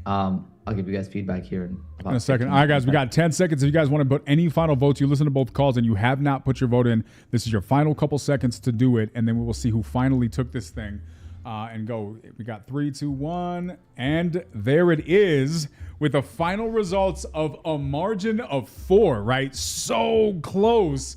Caroline takes it. Really interesting. I have really good opinions on both of the, well, I have opinions. I don't know if they're good opinions, but I have opinions on both of these calls. This time we'll mix it up a little bit. Mojave, your first time here on the Nightly Dial, right? Your first time coming in here, and you just decided to come in here and go straight for the gusto. Talk to me about how you're feeling, man. How do you feel about the feedback? And if you were voting, would you have voted the same way? No, yeah, Caroline's seller was definitely. I think I would have caved a lot sooner if I would have worked with what she had. And then me and Iqbal already talked a few times. Yeah, if I could critique, I would say, I think I could probably bring more life into the conversation. I'm naturally very monotone and nonchalant. I think I brought that a lot too much into that conversation. I want to make it more professional, more crisp. So if I could do that in my next calls, I'm gonna start watching out for that. Love that. Caroline, what about yourself? What are your thoughts on this? Yeah, I mean, I thought that, Mojave, I was so impressed that you were able to capture that within 6 minutes and 10 seconds. So I was just trying to take notes and learn from that of how I could not be so talkative. Obviously mine wasn't about collecting information. It was more about just easing the seller. But I thought that you did a great job, going in there and having them open up. So, yeah. Love that. All right. We'll go ahead and go with Samir. You had some feedback. Feel free to start it off, man. Yeah. So, Mojave, that would honestly be my feedback about being monotone. I think in certain scenarios, it could actually play into your favor in the sense where if you get someone red or someone that's pushy, you can kind of remain calm and not get flustered, and that steady tone can help you a little bit. But it could kind of play against you, right? Just because it's hard to stay in a conversation to really make a connection. Even something like, I like the fact that you probably stepped a little outside of your comfort zone and made a joke at the end. But it's just going to come across a little out of the flow of the conversation just because you're not really setting that precedent of having a friendly convo. With all that being said, I mean, I know you mentioned you're new. You're just getting to it. You have so much to build off of. It's crazy. You're going to be so good at these conversations at some point. So great job overall, man. And Caroline, honestly, I like these call choices. I mean, this is me personally now, guys. I like the difficult you pick this call type of call because I've seen some other people pick them. And here's kind of my opinion on it, at least. The thing is, you can have a good conversation with a lot of different sellers, but oftentimes that has to do with the seller circumstances, not necessarily with the skill level of the person on the phone. The reason I like these calls is it really kind of gives me a chance to see the skill set you're working with. And kind of regardless of how it plays out, a seller like that, 9 out of 10 conversations don't go well. So she's ready to blow up on somebody. So I actually think you did a great job now. I think there's some things I would have done a little bit differently. Just one example being there's a real fine line between differentiating yourself from a different person they've talked to and then almost getting to kind of defending your position. And I think you were kind of toying with that line a little bit where you kind of are almost defending yourself hey, I'm a professional. You should talk to me. But I do like the fact that you differentiated the two and you let her know hey, look, you're talking to me. So let's have a conversation with me. And then again, I think you diffused her really well. She looked like she was ready to go off on someone in the first 30 seconds. And by the end of it, not only are you setting up a time to talk to her or to have someone come out, you're confirming the appointment. You're going through and hey, should I call tomorrow? Should we, get it? Are you going to give me an exact time? Because, she might be the type to be mad at you tomorrow. So you might as well take advantage of the good conversation you're having now. So honestly, great call, guys. And Caroline, I like the call choice. I think you did a real good job there. So great one too on that. Yeah, that was great. I don't have much feedback. Great job, Caroline. Just diffusing and your tone was top notch. So good job on that. I think, Samir really broke everything down really well. Yeah, here's what I'll say, right? I love both of these calls. Brandon, that was all you had, right? I don't want to be jumping in. You said you didn't have anything to say. Let me not be rude. No, you're good. No, Okay. Samir. I was on point with Samir for sure. Guys, I love these calls. So here's a couple of things. I'm going to talk about Mojave's first. So Mojave, it sounded like towards the end of the conversation, you were getting a little bit quiet. But you made it sound in the conversation like you were kind of like doing things and looking into stuff. Internally, were you kind of just trying to figure out where to go next, and so you just made it sound a little bit different while you were trying to kind of figure out what the next step was going to be? Yeah, I have a script. Okay. So I was just trying to follow it. Perfect. And then I just lost place, at least to make the flow of the conversation, to make sense of the flow of the conversation align with the script. I love this so much. Say me in the chat if you noticed that he lost his place on the script and was completely flustered. 1, if you noticed it. 2, if you did not notice.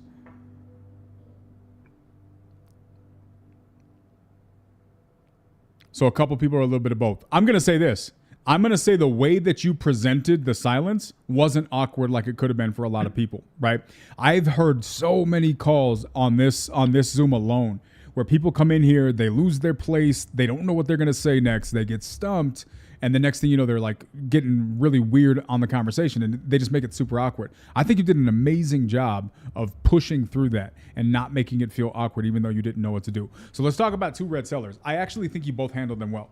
Mojave, you did a great job, man. Like, let me be really, really clear. The way these votes went, and I think the fact that they're so close demonstrates that as new as you are and you're considering yourself a 6 out of 10 in sales, you handled that really, really well. I think a lot of this is muscle memory. I think a lot of it is learning, finding out ways to learn tactics that change your state. Your overall presence is a little bit of a lower presence. You're a little bit more laid back, a little bit more relaxed. That's hard to change, right? There's things you can do during calls. You can stand up, you can put some music on. There's a couple things that you can do that we go over it sometimes.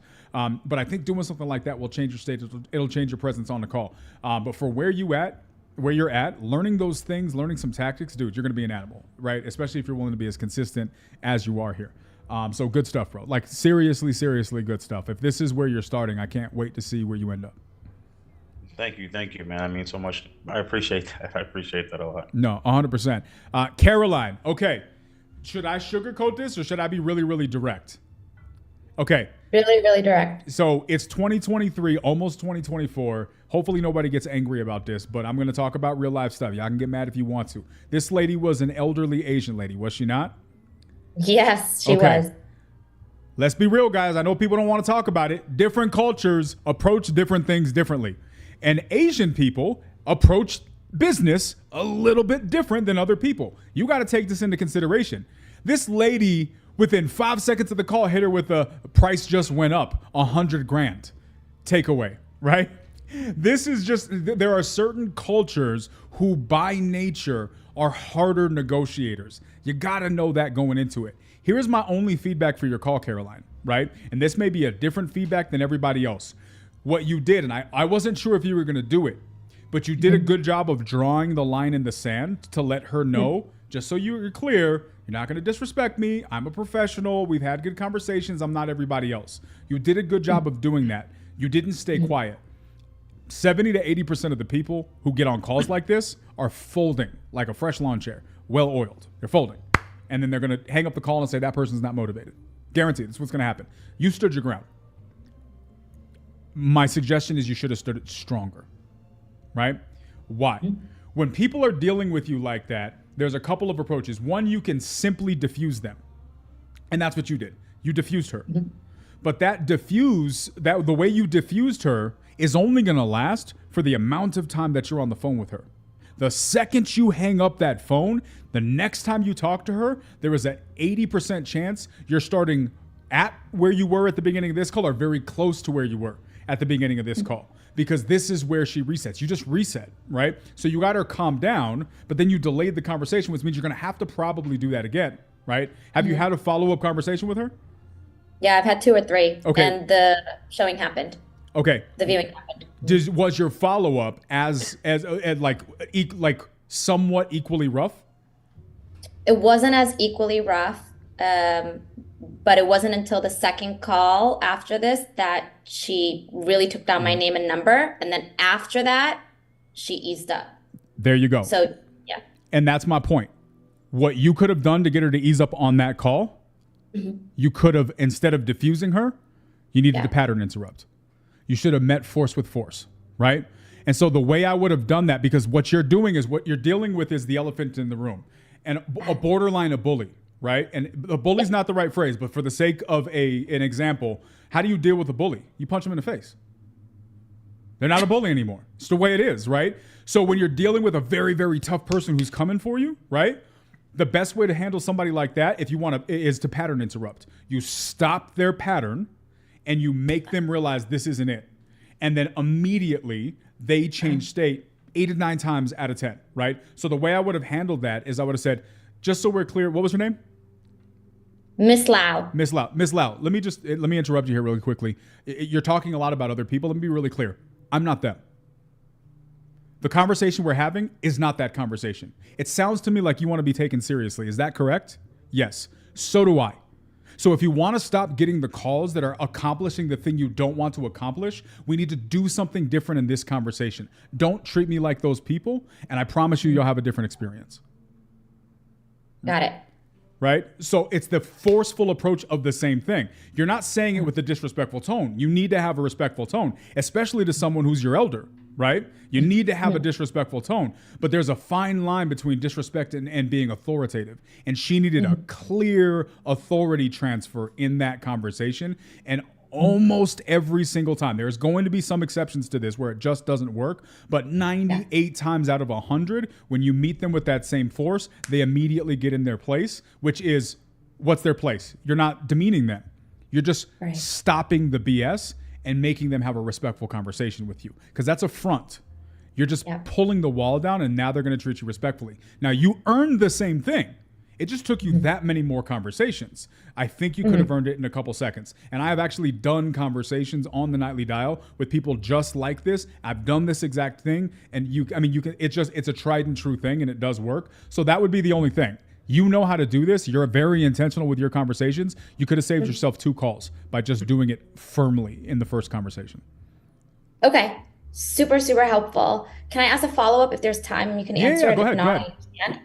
What you brought up about just like the cultural differences and understanding your audience, can you quickly, and I don't know if it's stereotyping, but just quickly, how would you identify like a Latin Hispanic versus Black American versus a Caucasian? Well, here's the thing, right? I'm going to listen to them because most people tend to communicate in a way that represents where they grew up, right? It takes me about 4 seconds to know that Brandon's from New York, right? Okay. Samir's also from New York. I got to listen a little harder. So the stereotypes, this is why this is not a stereotype. It's simply an observation. And you have to have really good active listening skills to know how to differentiate the two. So I know if I'm dealing with a New Yorker, I know out of the gate, with the exception of a couple of things where they show me, I need to talk faster. I need to get to the point. I need to cut out the BS because they're from New York. That's culturally, right? If we're saying culturally, that's not an ethnicity thing. That's a where you're from thing, right?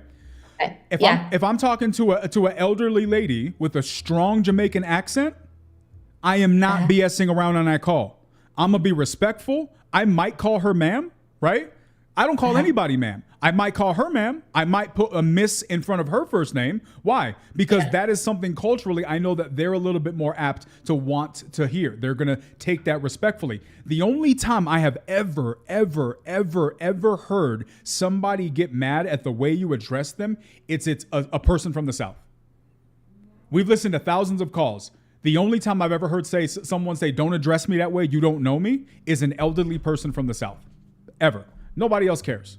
But we out here saying sir and ma'am. Know your audience, right? And so when you start being aware of your audience, you know how to deploy certain tactics that make a difference, right? If I know I'm dealing with an Arabic person, a Middle Eastern person, really Eastern in general, right? But there's going to be nuances, right? I've worked in industries where I was the #1 closer for Middle Eastern people, and nobody else would work with them because nobody else liked getting drilled down on the things. I just went in and I just upped the price $2,000 and I let them beat me up for 45 minutes. I made more money on those deals than anybody else.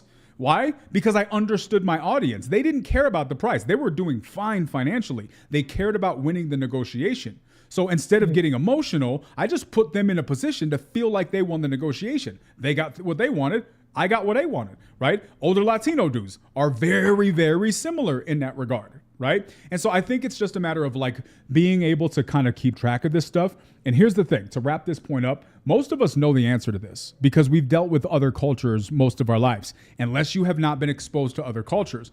And then if that's the case, because, you know, if you haven't lived in a place where you're exposed to other cultures, then you don't know this.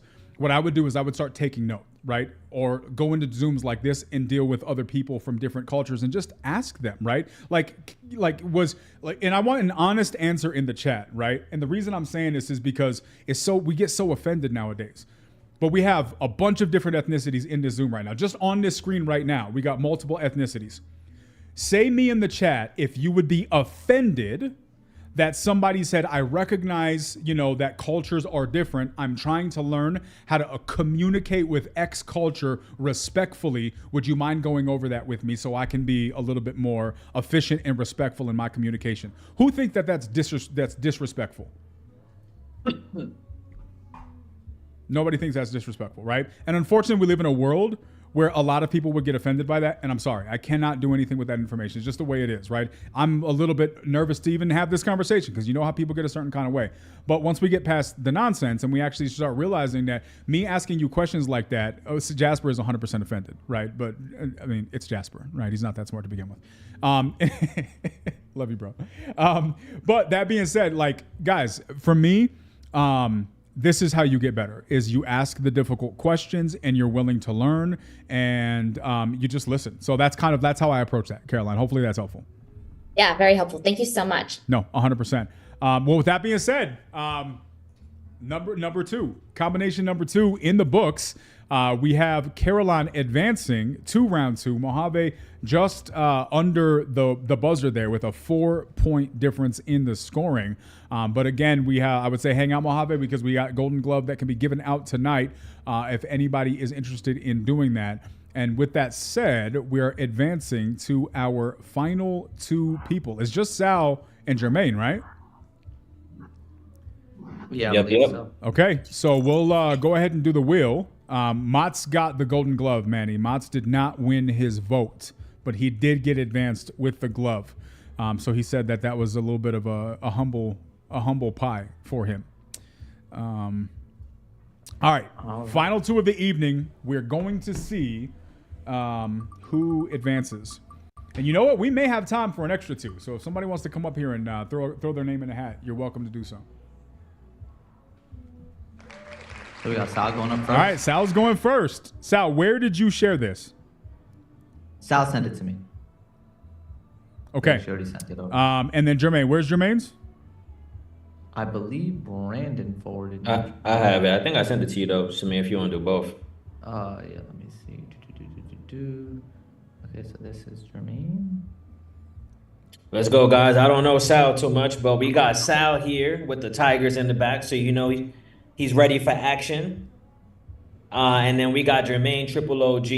Used to come on Nightly Dial every single day. I don't know where you at, if you love us anymore, but always showing love, making a lot of calls. So, guys, let's show Sal and Jermaine some love, guys. Let's go. Okay. Let's get it. Let's get it. All right, boom. I got the calls ready to go, so I will start sharing. Sal, you're up first, bro.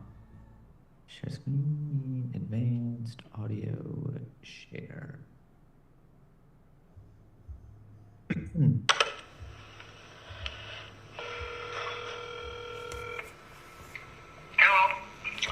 Hello, Brian? Yes. Yeah, good afternoon. How are you today? This is Salvador calling you back. Good. Hi, Salvador. Hi. Beautiful day out there. What is that? Hi. It's a beautiful day outside. It's so beautiful. I'm working here in my office, and I say, well, I'm going to go for a walk before, it gets a little bit. Just take advantage of the beautiful day right now. Yes, you need to go for a walk. Yeah, I'll probably just go hike. I like go hiking up Saddle Rock. Oh, yeah, I do that too. Not very often, but I think I need to do that again. Yeah. So I looked over your offer, and Jerry's basically, okay with the dollar amount, of course, but as he mentioned before, if he's going to carry a contract, he does want to have 25% down and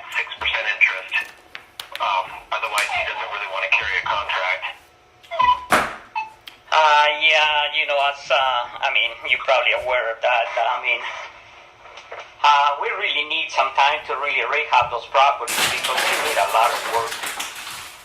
And and that's why we needed some time to. As I talked to him, 5 years to give us 5 years. That probably will give us some time to go in there and do all the work that is needed. And maybe, just have a one time, option to extend. Because as the market right now is really not very stable right now. Actually, the market's very good right now.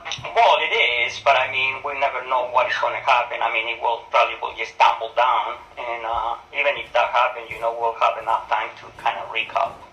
I mean, to kind of ride the wave. I mean, you're probably an investor yourself. So, are you an attorney or you just? I'm a retired banker and in the real estate still and still do finance. I do alternative financing. I borrow money from people who do similar to what you're doing to buy sell properties. Okay, so are you just a private lender or through the bank? Yeah, private lender. Okay. All right. So, I mean, yeah, so anyways, you say that you're representing Gerald? Yes. Yeah, I represent Jerry as a property. I just sold 24 units for him, East Wenatchee, a few months ago. Yeah. Okay, so, I thought you were his attorney, but you say you're not? No, I'm his realtor. Oh, yes, he's a realtor. Yeah. So, yeah, I think the offer is pretty, well balanced, if you can see that. We're paying, retail value as if they were fixed up, completely fixed up. Even, we realize that they're not. We're going to, stabilize the properties. But we need a little bit of time to get in there and do the work. Yeah. And actually, we're paying more, some more on top of what he's asking just to compensate for, the opportunity to go in there and fix them up. Yeah, he's pushing, 90 years old here pretty soon, so he's more interested in shorter term than he is in that. So, he's not really interested in carrying anything longer than 3 years. If there wasn't an extension in it available in it, he might go 5 years, but he'd still have to have 25% down and 6% before he'd be interested. Yeah. Yeah, do you think somebody will do that? 25% down and then 6% interest? We just need to be, kind of just be, realistic. Yep, he just sold one last week on those terms, exact terms. I see. So yeah, that 6% is definitely not bad. You're in contract. I see. Yeah, the way we set it up, it worked for us, but if it doesn't work for him, then, right. Yeah, that is, we don't want to put ourselves, in a situation that we're not going to perform. Exactly, sure. Yeah. So anyway, that's where he's at. If you have any, further interest on those terms, let us know. Otherwise, appreciate the offer. Sounds good. Now, changing the subject, you say you're a private lender? Yeah. Okay. So, and what is the interest that you, how do you work? Most of the time, the interest rate is 12% with a 5% fee, so it's more hard money lending, short-term stuff, for people to get into something. Right. And then turn it over, and then they can go to a bank and pay it out. So what you're saying? 24 month balloon, that kind of stuff. Right. So you say 12% interest? larger deals, we've done at 10%. We're looking at one right now at 10. But so it's a little higher interest rate, a little higher fee, but it's for those people that, for one reason or another, don't qualify at the bank, and maybe they have already, 4 or 5 mortgages on the books, or maybe they just got a short-term situation, or they've got plenty of money, but the bank says, no, you have to show that kind of income over a 2-year period, or the tax return doesn't show the income, or we have all these different reasons, or their credit score is not good enough. But otherwise, they have a decent down payment, they have what they need to do, then we can help them where the banks can't. Yeah, but That was 7 minutes. It was clipped. I'm going to hop right over to Jermaine's call. Boom. As we're pulling that up, once again, guys, quick reminder, make sure you remember what you liked about the first one. Take the notes that you need to take, and we're going into the second one. So I'd like to sell it now. I mean, I want it as soon as possible. You like to sell it now, okay? I mean, so let me ask you this: what would get you excited about selling? I mean, we have funds on reserves to pick up at least 1 or 2 properties by mid next week for this buying cycle, and I'm not for sure when we'd be buying again. But I mean, since Joanne spoke to you, we'd like to put the funds on reserve. If we'd be a good fit for you. Okay, explain how that works for me. I mean, because I'm not educated. Got it. Okay, so how this would work is that me and you, we would come to an agreement on what you wanted for the property as far as purchase price, and then we put that in writing, and you sign off on it, I sign off on it, and then I would I would open up escrow with the title company. It's a third party title company or closing attorney. Typically we use Providence Title, but we can use whoever you want. It doesn't matter. As a matter of fact, you can select the title company that you want to use. And, yeah, there's one right here in my town that I use for the same property. Oh yeah. Okay. Well, it doesn't matter as far as the title company, but we like to have somebody that that knows what they're doing, and they're able to navigate through the paperwork and get things done correctly and smoothly. Because we don't want to fight with the title company to buy a property, especially when we have the funds on reserves to go ahead and close the deal and fund the deal and make sure you're happy and make sure you move on to the next chapter of your life. Right. Well, the next part is that my ex-wife is on the title, and she has contacted me because I've gotten these free offers. I've got every interest. Someone contacted her. Okay. So how's your wife feeling about that? No, she just said we need to talk, but we haven't talked yet about it. Okay. I'm going to have to talk to her. Okay, that's a great situation that you just brought up, because typically it sounds like she's on the deed too as well.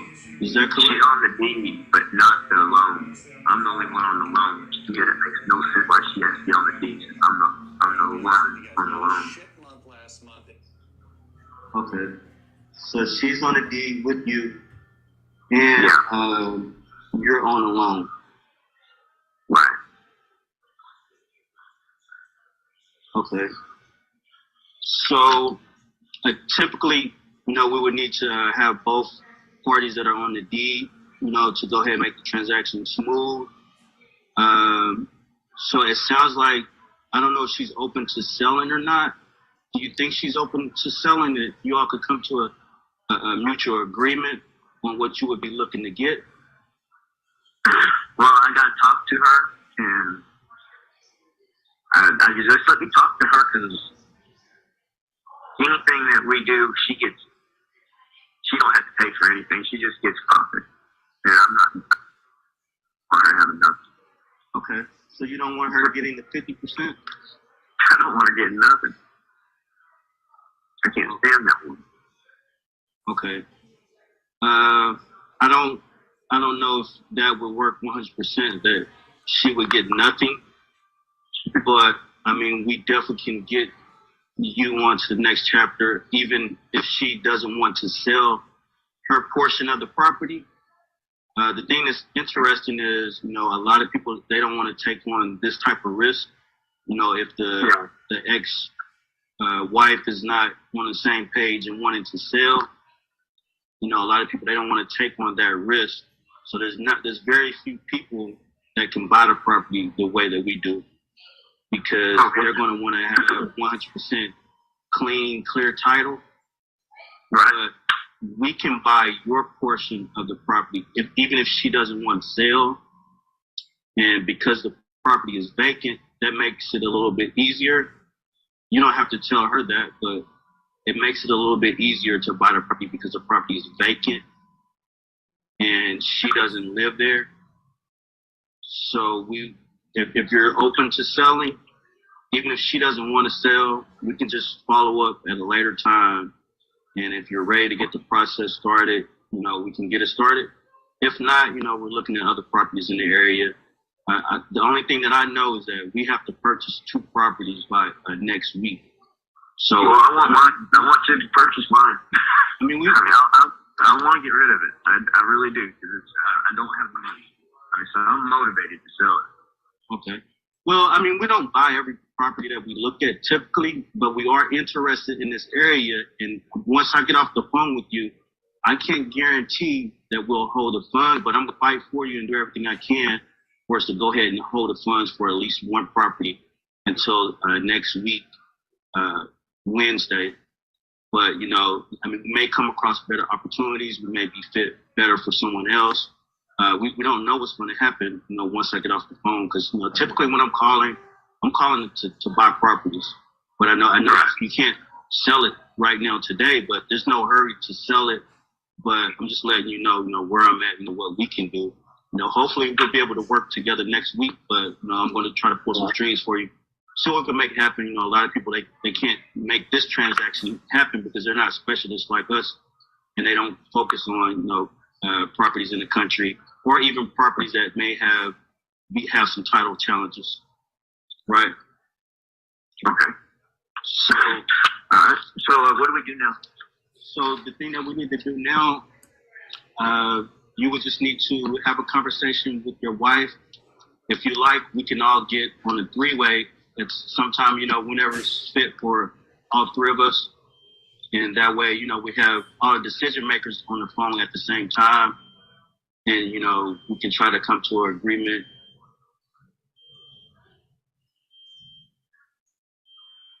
That's 7 minutes. Nice. Let's go. All right, guys. You guys heard the calls. Remember what you liked from the first call, what you liked from the second call. Poll's about to go live. Who wins is up to you.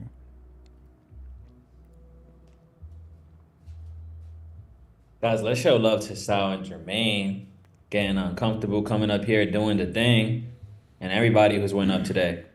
How you guys like my nicknames? I give everybody a nickname each round. Has anybody noticed the creativity that I'm trying to deploy here? I just want you guys, I'm fishing for compliments is all I'm doing.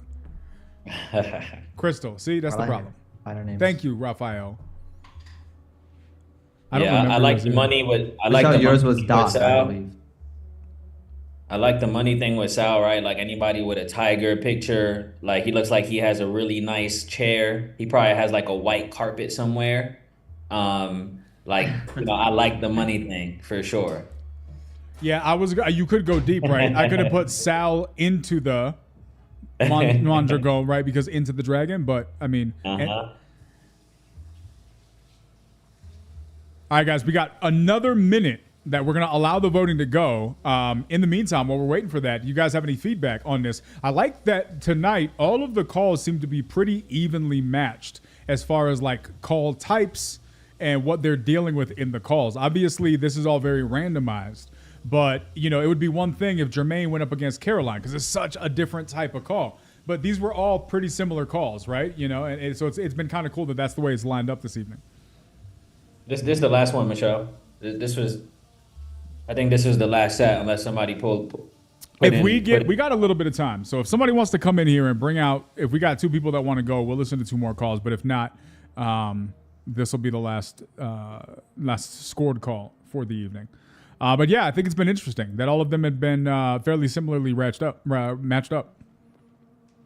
Shout out to everyone for doing a better job selecting and clipping your calls. Yeah, tonight was much more organized. Shout out to the closers for not acting like closers. Got 5 more seconds before we're going to wrap this up. 3, 2, 1, and there's the end of the poll. About to share the results. Raphael, Golden Glove does not have to be given. It is just available if we felt like it was just an overwhelmingly spectacular showing or too close for comfort. But here we go. With the final verdict, we got from 33 to 9. Looks like Jermaine took it. We'll go ahead and hear from the competitors first. Sal, second chance. Obviously, this was a much better call. Votes didn't go in your favor, but I'm going to tell you, I thought there was some good things about the call, man. I think that you definitely did a great job of building rapport.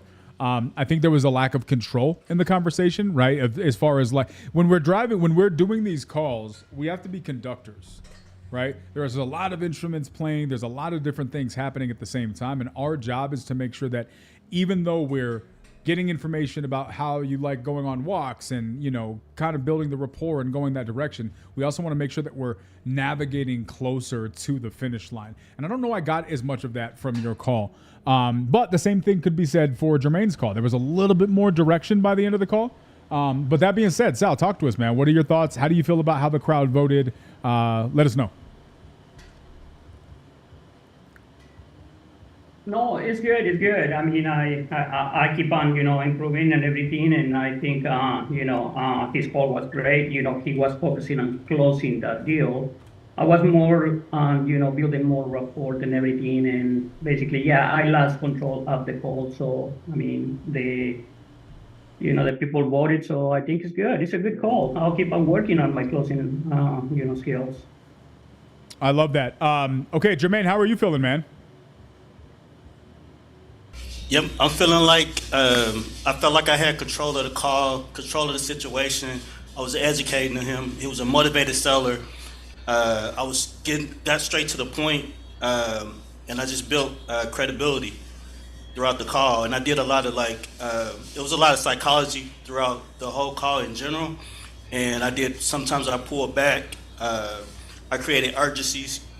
I created urgency in the call, letting them know, that I have to purchase a house by so-and-so time or whatever.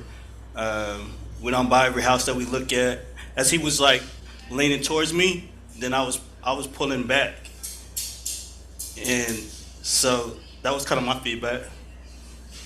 Love it. Guys, I just want to say a big shout out to Sal, man. Sal is, newer to the community. This dude shows up every single day. He's always willing to raise his hand. He's always willing to do the work. And as long as you're willing to do something like that, there's really not much of a limit to what you can accomplish. So even though the vote didn't go in your way, dude, I think that the progress still will. I think you're on a good track, man. And as long as you stay coachable, you keep showing up here and you keep doing stuff like this, I think you got a really, really good set of opportunities that are in front of you, man. So I really, really appreciate you continuing to show up. Seriously. All right, guys, show some love in the chat for this round's competitors. All right, so here's the 3. These are the 3 that advanced tonight. You got Chris, you got Caroline, and you got Jermaine. All of them are advancing to round 2. Samir, Brandon, what are your guys' thoughts on tonight? What do you guys agree or disagree with about who's advancing forward? How are you feeling about the people that are going to be making it? I think tonight was my favorite night so far. I think we got really good matchups. I think they were really close.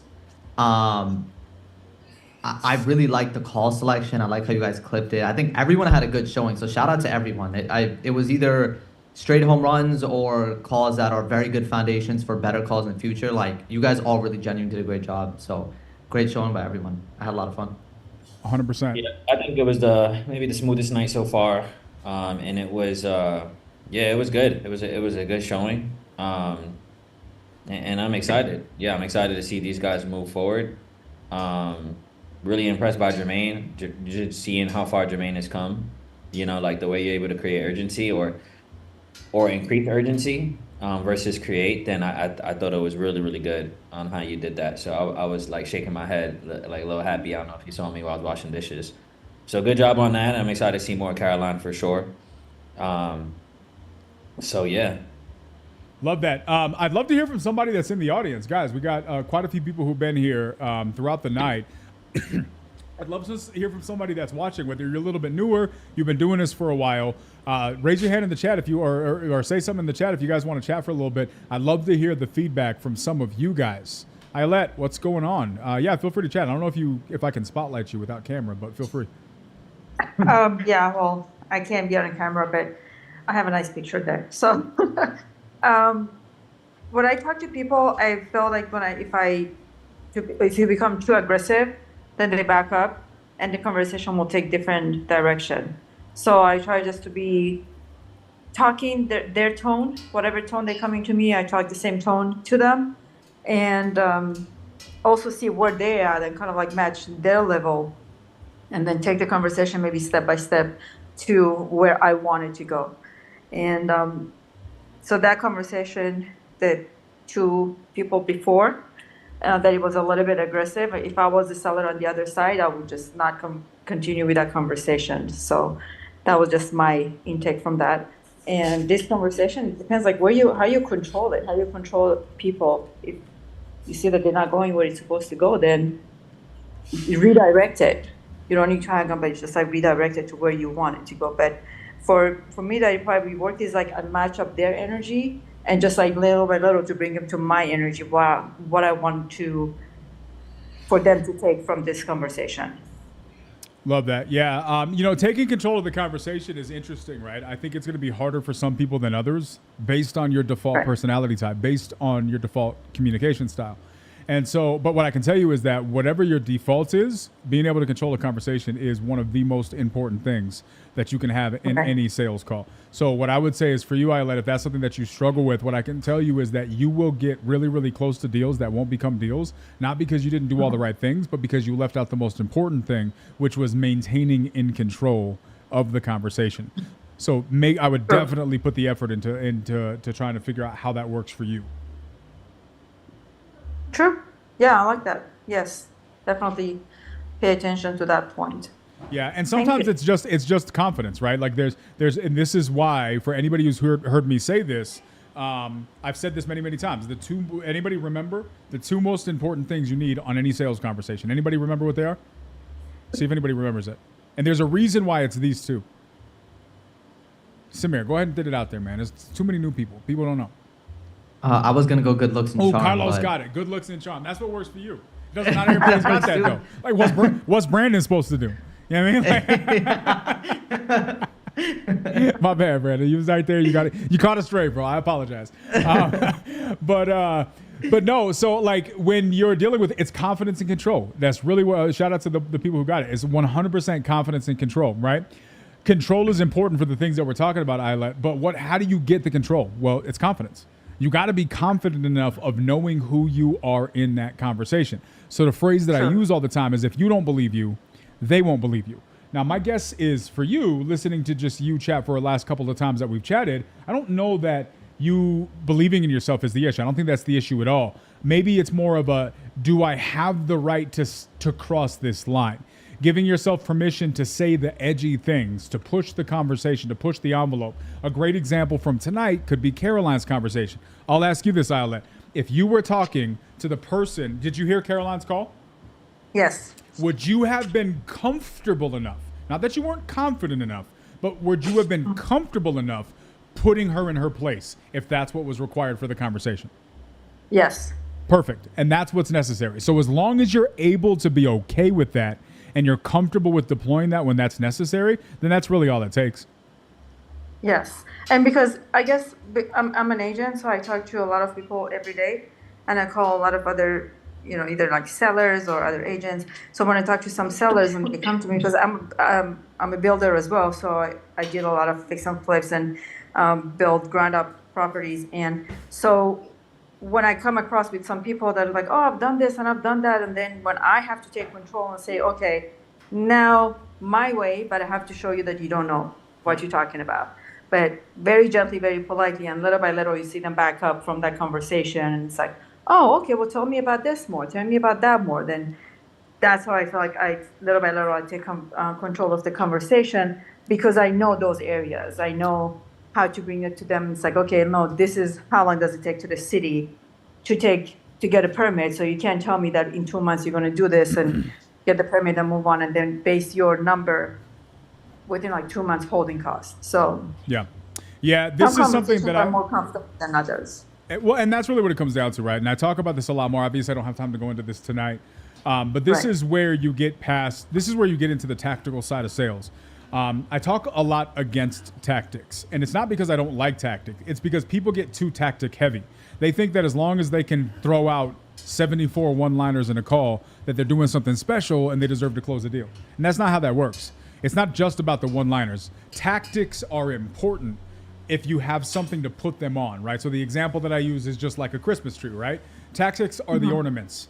But the tree is a good conversation, the foundational elements of a good conversation. If you don't have that, you don't have any place to put your ornaments. You're just throwing ornaments on the ground, right? But once you have the foundational solid conversation, when you start throwing out these tactics, that's where you start getting the magic, kind of the magic combination there.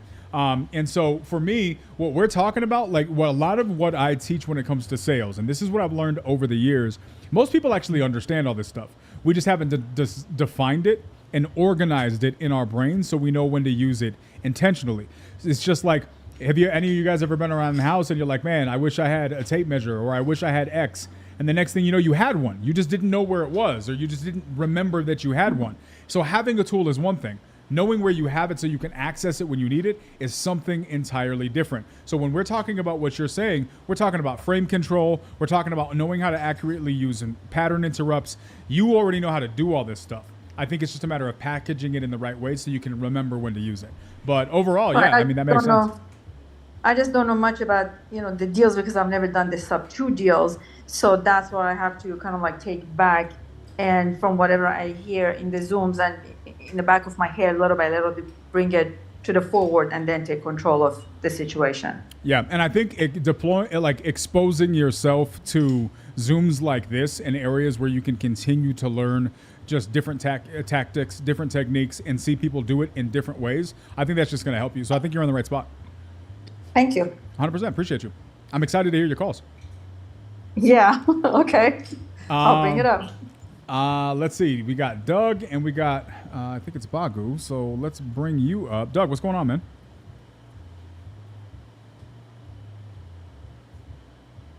You're muted, Doug.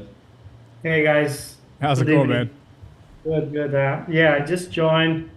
It's great. I've been listening here today. I learned a lot. And I joined on Monday. So I bought a couple real estate before, but just in a regular way. Which after I find out about this, I see like how much money I've been putting out there. But the reality is just a question about talking to a seller that I am talking to him, but he owns this property since 1940. He's old. Actually, his family own it, and he's selling. He wants $1 million for it. And he's gonna sell a finance and wants to put the money in a trust. And I'm negotiating with him. The problem I'm having is convincing him, not really convincing, it's just kind of explaining, in terms of interest rates and the down payment, because he wants a pretty decent down payment for that deal, which is worth it. The deal is a good deal. The houses they have a really good cash flow. So my question would be if you guys have any suggestion, what should I negotiate with him in terms of that I can get this property for the lowest amount possible in down payment, at the same time without going too high on the rates, because what's going on with him is he's well, if you're putting this much down, then I want this much rate. Now, so we are back and forth on that part of the deal right now. So I wonder if you guys can share something, or maybe a situation similar that can help out. Brandon, what you got? So you've already gone the back and forth on the seesaw of, hey, if I go up in down payment or lower, then he's going to increase it in another way, somewhere else, such as the interest rate. Yeah, so I come across of this deal through a friend that I bought before, and he's like, "Hey, I want $300,000 down, and I'm old. I don't need this money. I have money. I just want to put this. I want to sell a finance to you, and I'm gonna put it on a trust for my kids." So I said, "Well, $300,000 is like a lot of money. I understand that, you don't need the money, but if I do that amount of down payment, what is the interest rate that you can give me? Because that's a lot of money to put down. Like we're talking about 30%." And that's when it starts like the back and forth. He's like, "Well, what's the rate right now?" And I said, "Well, it's around like 7, but that's a market, or sometimes like 7.5, depending. So it's kind of crazy right now, but you got to understand, like I'm putting a lot of money down, and if you are selling it cash, you're not going to get a million for it, because it's going to be realtors involved. It's going to be a lot of stuff. And I throw out the fact that if he sell a finance and he don't need the money, it's going to be good for him, because now he's avoiding capital gain taxes, which he likes it. It's like, oh, that's nice. And I didn't thought about that, but yeah, I can put it in a trust for my kids. So it was good. So I know he can kind of negotiate with that. I have another call with him tomorrow.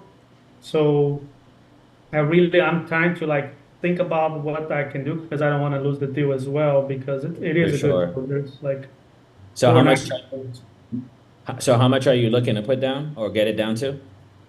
Yeah, I mean, he's asking for 300,000, and I'm okay with the 300,000 as long as we can negotiate the rate, because I don't want to give him 300,000 and then, like we go like a 7, like marketed rate. And again, he don't need the money. He seems to be a guy that he's more thinking on put it in a trust. So to me, honestly, if I could get him to go down to 6, and we can keep the 300 down, or I would do 200 and pay him the 7. So, because I was doing some calculations and everything, and the people that I can put there, because what's going on right now, he don't want to deal with tenants, right? So the houses, I can put like $5,000 in each and do a nice update, like on the like couple of things, because is everything cosmetic, and I can put new tenants there for double what he's getting right now. So my calculations is, once I get the property, I'm going to be able to get like, I would say $12,000 in rental. The mortgage would be, let's say I pay him 7%, it's going to be around 4,000 plus, 18,000 So hold up. taxes. Yeah. Hold up, Doug. I just want to cut you off before we go into weeds on that. And the property's worth 1 million, right? You're buying as is? Yeah, I'm buying as is. Okay, it's as is. Okay, perfect. So yeah, I think you went down this path just for future conversations. You shouldn't have brought up interest rate, right? I think once you brought that up, that's what started this conversation of even like, hey, so what are rates, right?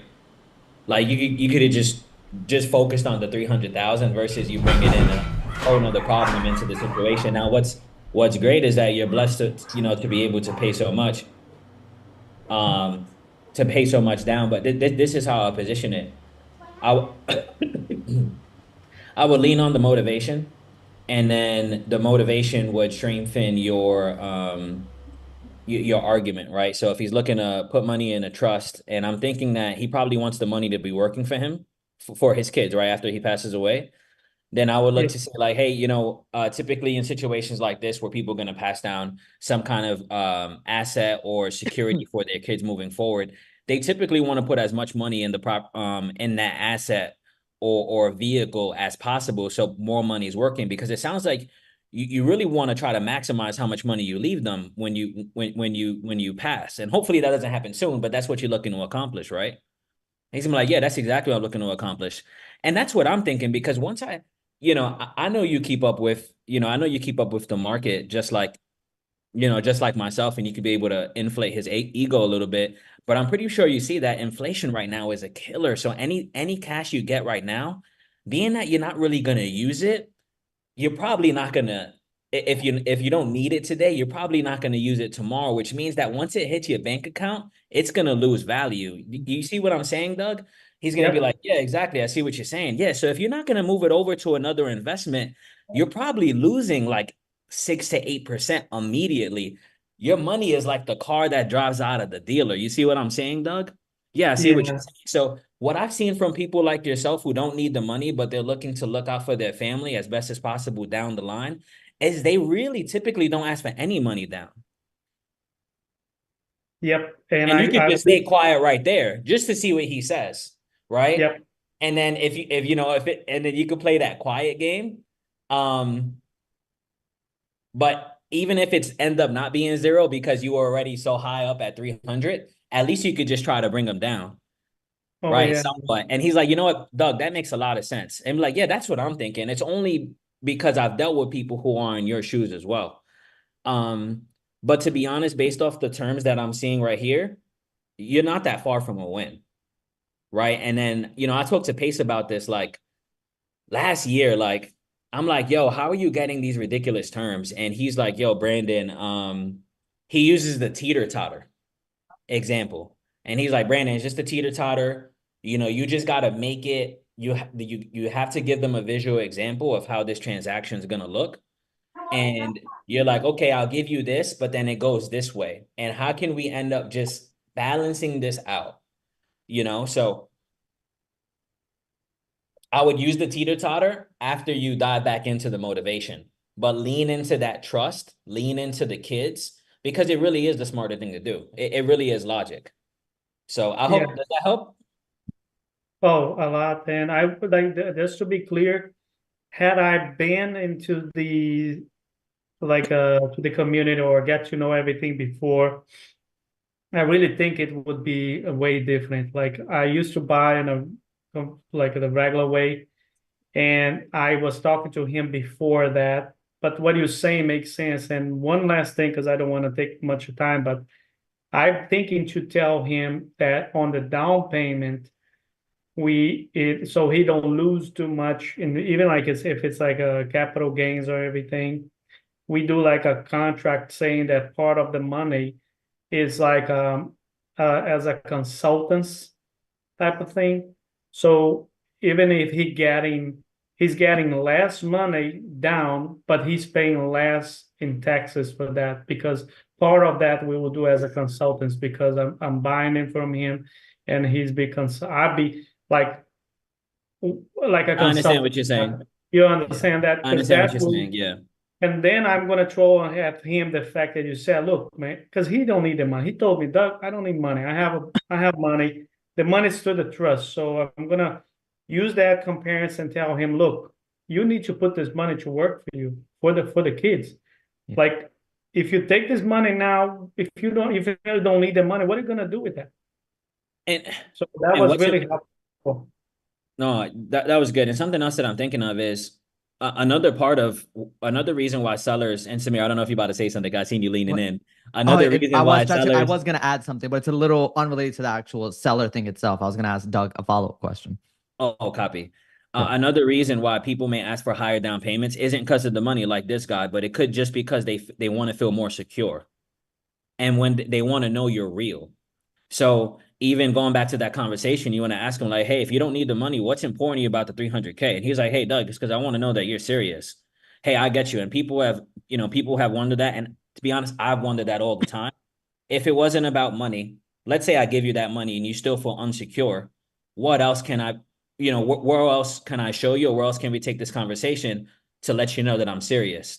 You can then get that out, and then, hey, let's go back to the money, right? So that you can provide that.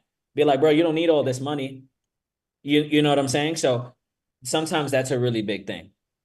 And I agree with you 100%. It's all about security, because he told me that. He's like, hey, but we're talking about $1 million deal, and you want to put like 200,000, 100,000, or even less than that, because he's not used to this, So in this case, can I bring him an option? Let's say, because I have a partner, like he's a private lender. I work with him for 8 years now. He's very known, especially in the area and everything. Would that be something that I could offer him? Hey, maybe you want to see, a little bit about me, a little bit about my deals, or what I'm doing, reference about the companies that I land before, and I use money. Is that Doug, can I something ask you a quick follow-up question, man? Is Sure. this your first creative deal? I know you said you're new to the community and that you've done deals in the past, but not like this. Yeah, it's funny because I did a creative deal, like not knowing that I was actually trying to doing a creative deal, because I've seen some videos before, but not really about sub two. And then this came across, and I don't know what happened, man. I don't know if this thing has been listened to. No, Doug, why don't we do this, man? What do we do? And then something popped up. I was looking about pace, and then it talks exactly about sub two. So Doug, why don't we do this, man? There's a lot of people in this community who structure deals like this all the time, right? There's open offices during the day that I believe they just started doing. This is something that, so first of all, I appreciate you bringing this, right? I think it's helpful for a lot of people who are new to being exposed to information like this to be aware of the fact that you can buy $1 million+ property, $1 million+ property for, 10% down without having to come out of pocket, 20-30% down without coming out of pocket. I think there's a ton of ways you could present this and pitch it that it would be a possible deal. But there's no way we'd be able to cover all the options in a Zoom like this. So why don't you connect with some of the people during the daily office hours, jump in there and go through the deal, maybe run some numbers together, connect with some of the people in here. I don't know if anybody's in here is really experienced with underwriting deals like that who would be willing to connect with Doug offline. But I think it would really be good for you to actually not try to squeeze out all of the information on this in one Zoom, but get in there and actually go through the underwriting. Come up with 3 or 4 different offers, see which one you like the most, and then at least you have a couple fallbacks if your first offer doesn't work. I think that would probably be the best option for you, man. Yeah, Doug, and to kind of add to DQ's point there, the point I was going to kind of make, even with this being your first creative deal, I've seen this with a lot of newer people as well, is the level of involvement in this deal, right? Like, you're putting $300,000 down on $1 million deal. I'm currently negotiating a deal for a seller FI with 0% financing, and it's a $3.5 million deal at a lesser down payment. It's not to say it has anything to do with the negotiation. It has to do with the fact that those deals exist, right? Like, that deal might not work out, this deal might not work out, man, but just ask yourself, right? And this is maybe just from my point of view, selfishly ask yourself. Deals, man. I'm up for them. I'll be buying a lot of them. If you guys, man. Let's all connect, because like I said, this deal was before I joined, before I find out the sub 2 deal, because I just joined on Monday, and I've been talking to this guy for 2 weeks. He was a reference to me, but up until now, to me, it was impossible to buy something like this and without even, putting money down. But now I've seen a lot of videos, and man. So take the time, have some of these conversations, honestly figure out, right? Is this the best use of your $300,000? Are there other deals? Can you pull away, right? You're giving this guy everything that he could possibly want in that deal. Once you figure that out, these deals get a lot easier to work, right? That's another reason Pace does a great job at having these conversations, because Pace is not afraid to be like, hey man, I want to work with you, to Brandon's point, and teeter totter and get to a place where it works. And if it doesn't, that's okay, because these deals do exist. And if you go in with that mentality too, and you know what you're looking for and where you're willing to walk away, the conversation will be fine, because if you go with that abundance mindset, you know that there's other deals out there. And then you won't be so hamstrung in trying to figure out what's the only way to make the seller happy, right? And obviously you want them to feel like they're winning too, but at the end of the day, you have to kind of have an idea of where you're willing to go, and then to move on from it where it's necessary. And having some of these combos like Daniel mentioned and working with other people, knowing like, hey, this is where I want to work all these deals, you'll see that one, the deals exist abundantly, and two, that's kind of how you're able to structure and have these conversations much better, because you know, like, hey, look, we're going to try to work this deal to the best of our ability, and if we can't find a middle ground where everyone is happy and the deal works, we'll go find another one. Yeah, Doug. So I would say come into the different nightly dials, man. Connect with the different leaders that are here, and I'd be willing to bet you throw some your information in the chat. You connect with some of the different leaders. You'll find some people that want to work with you on that deal, and then you'll probably end up finding people who can bring you better deals. So, but I appreciate you, man. Yeah. I appreciate you bringing that up, brother. Absolutely, yeah. I dropped off my info there, and I did post it on the right, like on the Discord app type of thing. Yeah, dude. Live Zooms are going to be way better than Discord, man. Almost 100% of the time. So Discord's great, but this is just you got to go where the people are. So good stuff, man. I appreciate you, and good stuff on going out there and doing the deals. DQ, Thanks, can I man. get one super fast thing? How much money you got? Well, All of it. She's got all of it. Peggy, what you got? Hey, Paige. Just super fast, something to think about. So I was always a giver, just wanted to give, wanted the seller to win. And when I started to think about the give and take, so when they're asking for something like a high down payment, what can they give you in return? So it's like, what's more important, the high down payment or the interest rate? So sometimes you can go in there and it's got to be a give and take. It can't be just a take from the seller and they're just getting all these winnings. And sometimes if you explain it to them like that, it's like, hey, dude, my man, like, I understand, like, you want to win, I want to win as well. So what's more important to you, the down payment or the interest rate? You know, and then you're feeling them out. But then if you get to the point where you're just like, can you kind of understand why I wouldn't want to pay a really high down payment and a really high interest rate at the same time? Would you want to do that? And sometimes when they think about it from themselves, it's like, holy crap, you're right. I wouldn't want to do that. Any logical person wouldn't want to do that. So if they turn around and they say, oh yeah, I would do, well, no, you're working with somebody illogical. And it might not be, you might not be able to work out a deal anyways.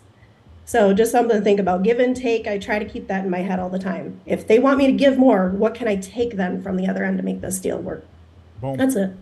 Love it. Appreciate you, Peggy. All right, guys, we're about to wrap up here in a couple of minutes. Before we do, I wanted to, for anybody who has anything related to tonight, anything related to what we've been doing here, anything related to what you've heard in this Zoom, if you got some value, if you learned something, if you have any questions like Doug did, talk to us, man. Let us know what your thoughts are. Mojave, what you got, brother?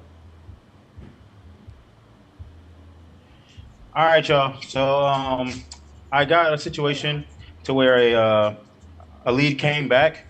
They took another offer. It didn't go the way they wanted to. They came back, and their circumstances is basically the lady wants to dump in a whole lot of. She basically doesn't really have any money. She wants to, but she has earnest money down on a house that she wants to buy, to be closer to her family situation. So she's hoping that the sale from her house go and she can dump in the cash from the sale into the house that she has under contract to purchase as a homestead. And I'm trying to work out a deal, but there's really no, like, I don't really know any other way creatively. So the deal is mutual. She gets the money that she needs for her home, so she can move into her house, and then in return, the buyer gets her property. And I'm really trying to struggle, trying to convince her to either, rent somewhere until you get better credit and can basically, because basically she has a 35% down payment on this house at a 360 price point, and that's why she needs that huge that lump sum of cash to dump into this deal. And I don't know really what else to do. Brandon, you look like you want to say something, man. No. I'm here catching up with Peggy. But no, we're good. We're good. You got it, DQ. Okay, perfect. So what I heard is a couple of different things here, right? The first thing that stands out to me is that she took a different offer and now she's coming back to you. So I think that's issue number one. And then issue number two is you're trying to figure out what exactly. You're trying to figure out how to get her into a different spot while she's The house needs renovation. So the house needs about 20,000 renovations, and I'm trying to. I guess need direction on what's the best deal to structure, because like I don't, from an all cash perspective, it was more so like, But what will have this you? make Hold on, sense but what have you to a buyer all discussed? cash? What have you discussed with her? Okay, so this is what we discussed. I've discussed with her that the price point. So she had it on market. It was expired listing. She had it on market at 405. There was a price cut at 375. Then the expired listing, and then I came on and then shot her a verbal at 315. At 315. So she told me her circumstances, that she needs pretty much, she can't do any financing because she needs this cash from this deal to dump into the down payment for her other house, which is not related to our deal. But her only pain point, her real pain point, is that she needs to be closer to her family because her mom's sick, and she already put earnest money down on another contract. So, and then the timeline. The timeline is within 2 weeks. Like, she needs to be closed by January 5th. And in the back of my mind is, I don't know. I don't have a buyer lined up to do anything cash. You know what I'm saying? I don't know if this is going to be a good deal or attractive deal. I don't know how to make it an attractive deal. Yeah, this kind of goes into a similar situation with Doug, right? So here's the first thing that comes to mind, and this is the unfortunate reality of this business, right? Of really any business. You can't help her if you can't help her. And what do I mean? Right. You're over here negotiating and trying to figure out a way you can help her. Well, you have to know if mathematically the deal allows you to do that, right? Yeah. Because if the numbers on her deal do not allow her to get her perfect circumstance where she gets out of this house as well as has money to get into her new house, let me ask you your honest opinion. Is it better that she knows that now or later? Yeah, it's better that she knows that now. We've had conversations as far as like, I think you should look at more renter options. Within the deal creatively, you can have, like, she has equity in her home. You can have cash flow coming in. Yeah, if you, here's what I'll say, right? And I haven't listened to the calls. If I did, obviously could give you more accurate advice. But if I had to speculate, right, the way you're telling me what you told her, if it's anything similar to the way you presented it to her, what it sounds like you might be doing in your conversations is casually lobbing out ideas and hoping that one of the ideas you tossed out catch her attention enough so that she says, yeah, let's do that. That's not the approach. That's 1,000%. That's 1,000. Where, like, I'm just kind of like brainstorming. Yeah, she doesn't need somebody to go sit in the back room and brainstorm for her right now. Gotcha. She needs somebody, right? This is where the confidence and control comes into play. She needs someone to solve her problem. She needs someone to say, "Excuse me, ma'am, stand up, get outside of the driver's seat. I'm gonna need you to go to the passenger seat because I'm gonna drive real quick because this is my department, I like not that. yours." Right? I like that. All right. And that's what you need to do. So now here's the thing. You need to do that in conversation first and then in action. And the action in this circumstance is really underwriting. So the first thing you need to do is, and if I'm doing this hypothetically, I would say, what's her name? Her name is Larita. Larita. Let me say this. It sounds to me like you're in a tough circumstance. Here's a couple of the things that you're up against. One, you're up against the timeline. You obviously listed the property and it didn't sell. If a property's listed and it doesn't sell, or if you signed a contract and it doesn't sell, in my experience, that tells me there was something wrong with the buyer or there's something wrong with the number. Okay? Now, in this circumstance, I don't know which one that is, but what the other issue that we have is you have a very, very strict timeline. So my first question to you is, let's start doing some math to try to solve your problem. Because I have a million of hypothetical ideas, but you don't need hypotheticals right now. You need actual solutions. So my first question to you is this. What happens if you don't sell? Let's go worst case scenario. You don't sell this house, what happens? Find out what her circumstance is, right? Has she told you that? Yeah, we talked about that. She'll lose the property she's been searching for, her $5,000 earnest money.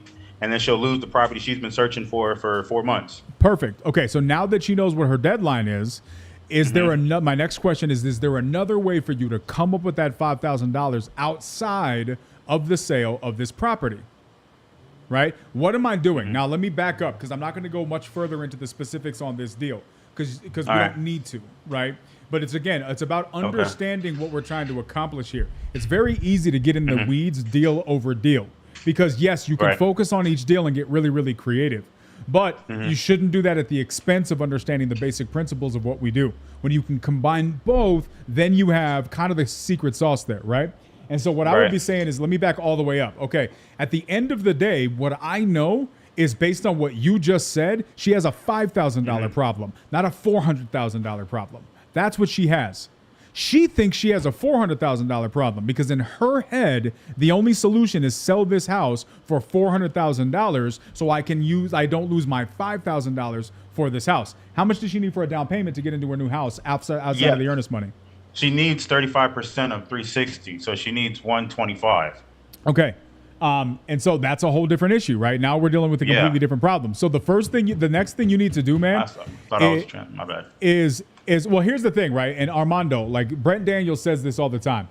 And I have an asterisk to this phrase because this is what he says. He says, we are deal makers, or we're not deal creators, right? Or actually what he says is we're deal finders. He says we're deal finders, but we're not deal creators. That's what Brent Daniels says. Here's my asterisk to that. We're not deal creators, but we are opportunity creators. Because you can lose out on opportunities because you improperly presented your offer or your value proposition. So we're not deal creators. The numbers work or they don't. We can get creative to the point where the numbers work or we can't, right? Yeah. But you can have the right solution and still lose the opportunity. So no, you can't create deals, but you can create opportunities. The first thing you need to do here is find out whether or not this is a deal. So it sounds like you're asking some of the right questions. Who are you working with? Who's underwriting this deal for you? I've had Zoom calls with underwriters, and they've shown me like how to the best strategies to go with it. So like I had underwriters underwrite the deals for me. It's just from a cash circumstance, it's not going to work out. From like a cash circumstance, at the number that I had at 325 is not going to work out for a long term. Yeah, maybe a mid-term and short term. Here's what we need to do, right? Like at the end of the day, you want to be able to help her, but you can only help her if you can help her, right? So the first thing I would do is I would get a good underwrite on this. If you want to message me, are you on Instagram? Yeah. Yeah, shoot me a DM on Instagram. I'll have my underwriter take a look at this for you. And we'll get some real numbers. Let's get some real numbers on this thing to really know where you need to be. So at least you know whether or not it's worth your time. If it's not worth your time, then you need to approach her with I can't help you. Here's why. This is the issue you're going to be dealing with. And then maybe you can help her with the solution, right? If you can help her, then maybe what you need to do is you need to figure out how you can get her a solution, even if it's not the one that she wants, right? So let's start with the underwrite, and then we'll go from there. Shoot me a DM, and we'll figure the rest out. Okay, thank you. 100%. Guys, that being said, this is another night in the wraps. Obviously, we wanted to take a couple minutes to answer some deal-related questions because this is the Nightly Dial, and a big part of what we do here is help students with new questions. But also what we're doing here is we're helping you guys overall get better in this industry, whether it's understanding how to underwrite deals, understanding how to comp deals, understanding how to actually have effective conversations with sellers. A lot of you guys who are watching this on YouTube are not in Sub 2. Guys, if you're not in Sub 2, this is just a very, very, very small glimpse as to some of the things that we do in the Sub 2 community. Getting up and becoming a part of a community will transform your life if you give yourself the opportunity to do that. That being said, what you guys saw tonight, if you've been watching throughout the night, is the Closers Octagon. And while this is Sub 2 that is competing, it is able to be viewed by people who are outside of Sub 2. The main event, we're going to have tickets that you're going to be able to purchase if you're not a part of the community, and those things will be going live. If you guys got any value from this, please, guys, if you're in Sub 2 and you got value from this, share it with the community. Let the community know that you got value, because somebody could need to learn what you learned tonight, and they just didn't know that this was here. If you guys are watching in or outside of the community, guys, please make sure that you guys are going and share this on your social media. Tag whoever you learned something from. Tag whoever your favorite call was. Tag the people you think need to see this, because even if you're not in Sub 2, if you or somebody you know is not in this community but needs to have access, how many of you guys thought you learned something and were able to see some really, really high level skills and learn some stuff about how to navigate conversations here? There's a lot of people who are not in this community who don't have access to information like this. Share the YouTube link, give them access so they can watch this competition. Because as we get farther into competition, you're going to see more skilled conversations. You're going to have more difficult circumstances. Pace Morby himself is competing in the finals here, guys. So you guys are going to be able to see Pace compete against everybody. So make sure you let the people know, because there's going to be a great chance to get a glimpse behind the curtain about how some of these conversations go, including some of these creative conversations. Because as you heard from Doug and Mojave here, some of these deals can get really, really sticky. And our goal is to figure out how to navigate these best as possible. So Mojave, I will look out for that DM. I will connect you with my underwriter. Our underwriter, he'll look through that deal for you, and we'll get you some real numbers for that. Okay, I'll start your DM.